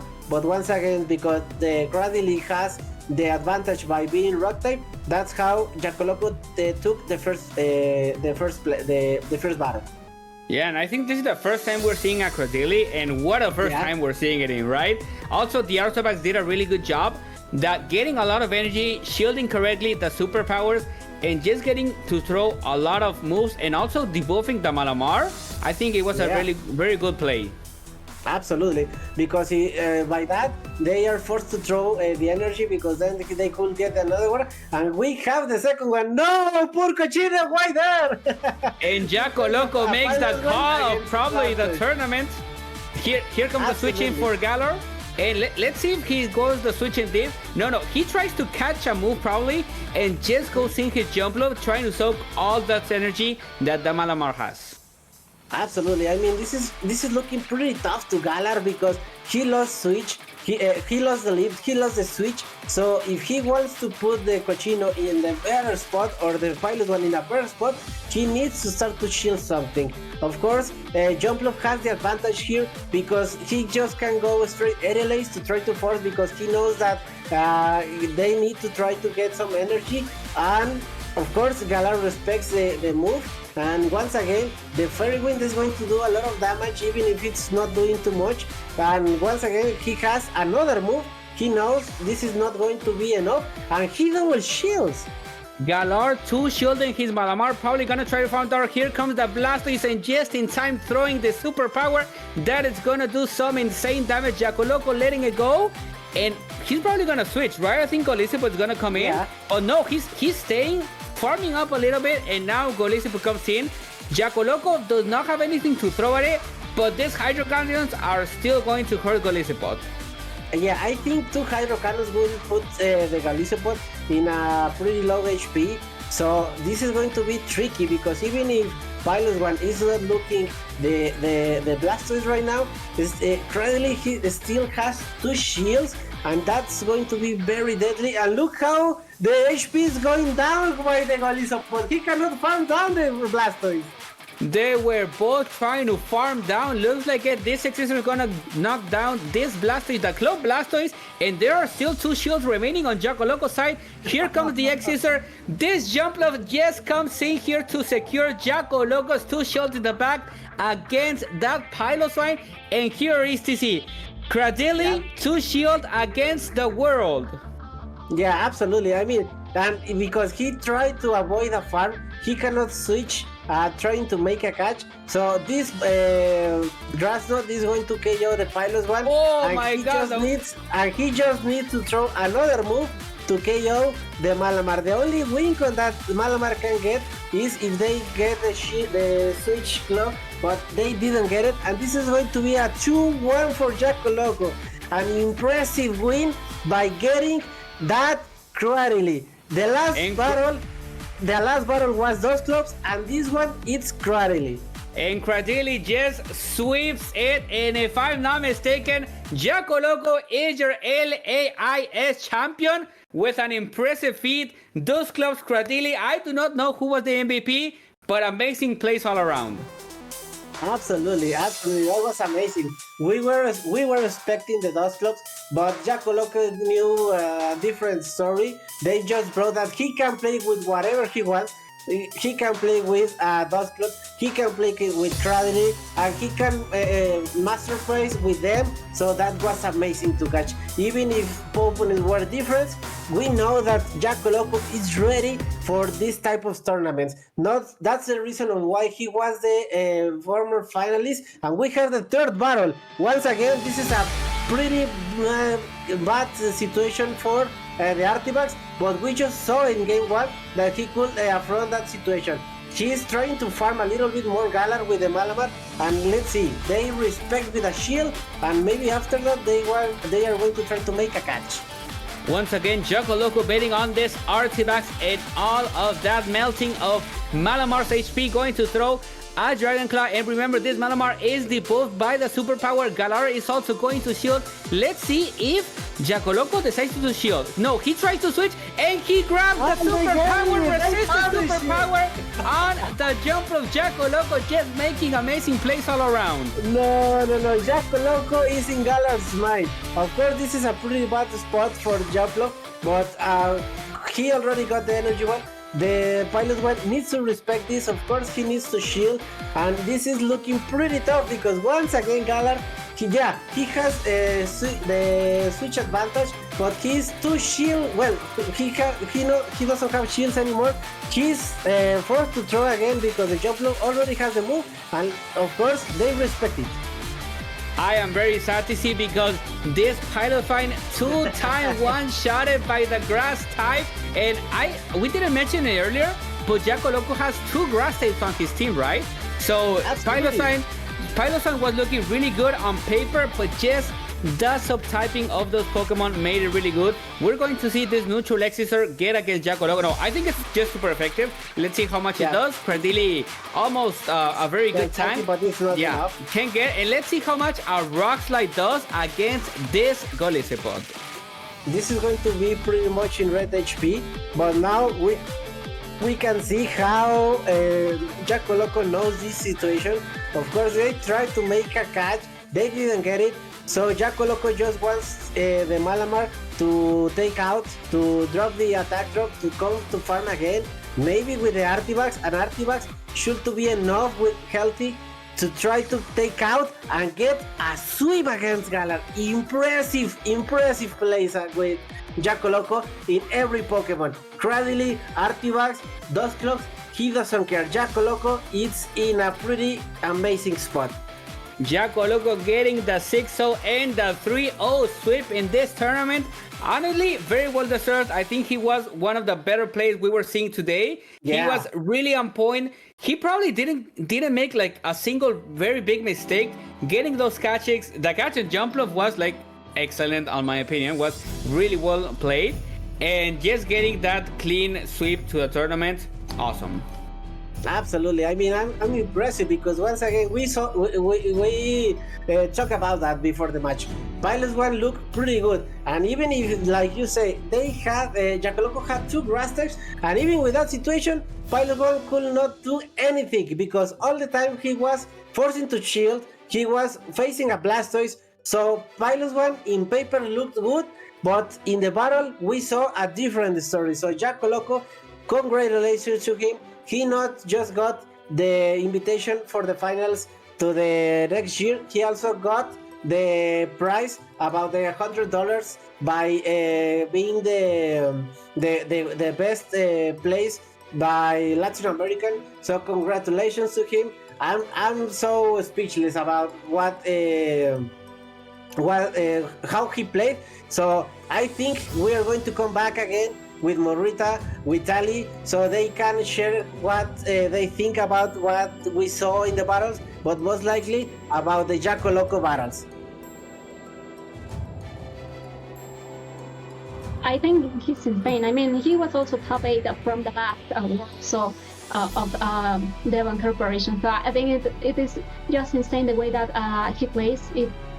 It's just something that you just need to recognize when you have this kind of players that can highlight all the passion that you have, because I'm pretty sure that he studies all the time regarding the tournaments, regarding the new metas or these specific metas for this kind of a special tournament. So yeah, I think that he is very talented, and I'm so glad that he knew the chances that he had, and also just to recognize as well Galar, because Galar played amazing as well, and I think that he always tried to get into the safe position in the beginning, but in the last matches we were able to see that he's not only playing the same 3 months in the beginning, so I think that it's really special just to know that all the players always prepare for all the picks that or selections that they did during the tournament. So he is so capable to select and choose and play this month that he did. So I think that I just wanted to share the recognition for both of the players, and just Jaco Loco is just insane. It's insane the way that he played. Yeah, absolutely. Sally, Yeah. After the battles that we just saw, I think Jaco Loco showed us how prepared he was, because Yes. in the match that you cast with Rocha, he just used the Dusclops. But in the finals, he didn't play the Dusclops, and he got a 3-0. He just needed to play correctly the Artivax, and of course the Cradily. I mean, I'm speechless about this. What do you think about how he played the Jaco Loco, his team? Yeah, I think he really knows each of his Pokemon. Yeah, as you say, in the round before, he used a Lost Dust Club, And in this round, he showed us that he also know how to play in a greatest Gradili, how to play in a greatest artifacts. Also with this artifact with Icy Wind, yeah, that is many people use with Avalanche if I'm not wrong, but he used it with Icy Wind to pues debuff this attack of the rivals. No, I think he's a really good player. He also makes a catch in this round, and the round before he also made great catch.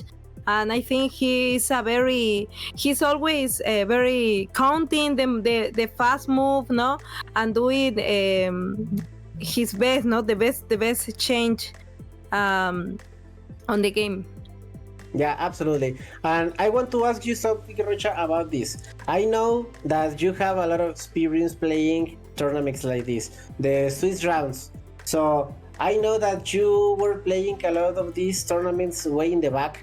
And how do you deal this pressure about being undefeated and being the only undefeated? Because even if it's a tournament, it's not the same to play a double elimination system to play a Swiss rounds style, because knowing that you are the only one person that is undefeated, I think that gives you an extra pressure, because you want to finish undefeated, but also it's depending on you that, you know, if you win the last one, you win the invitation for Worlds, and also you win the money. So how do you deal this type of pressure that Jaco Loco, it seems that it doesn't care at all to him, because he's so well prepared for this?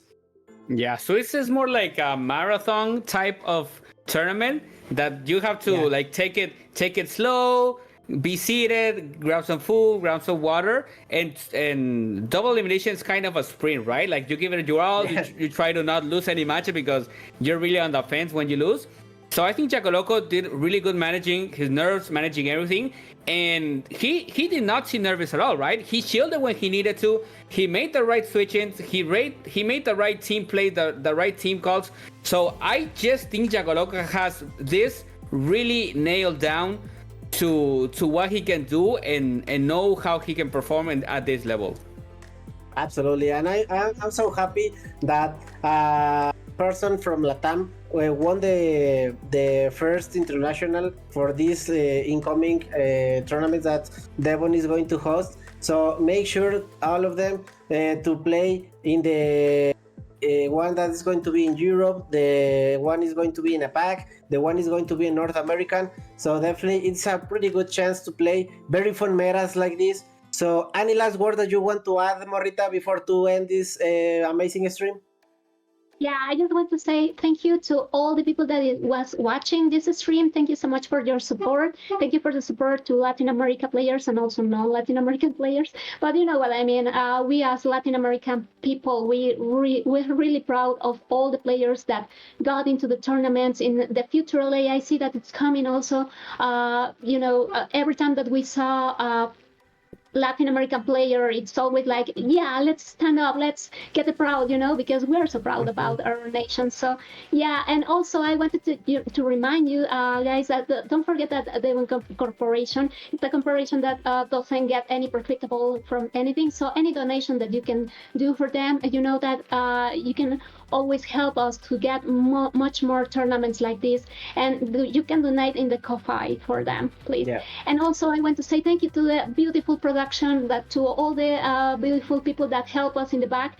Thank you so much for all your support. Thank you for being with us, and thank you for the players for registering to this tournament.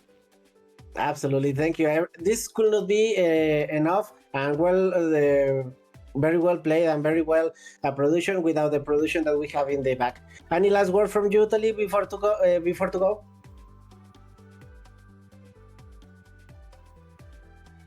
Tali?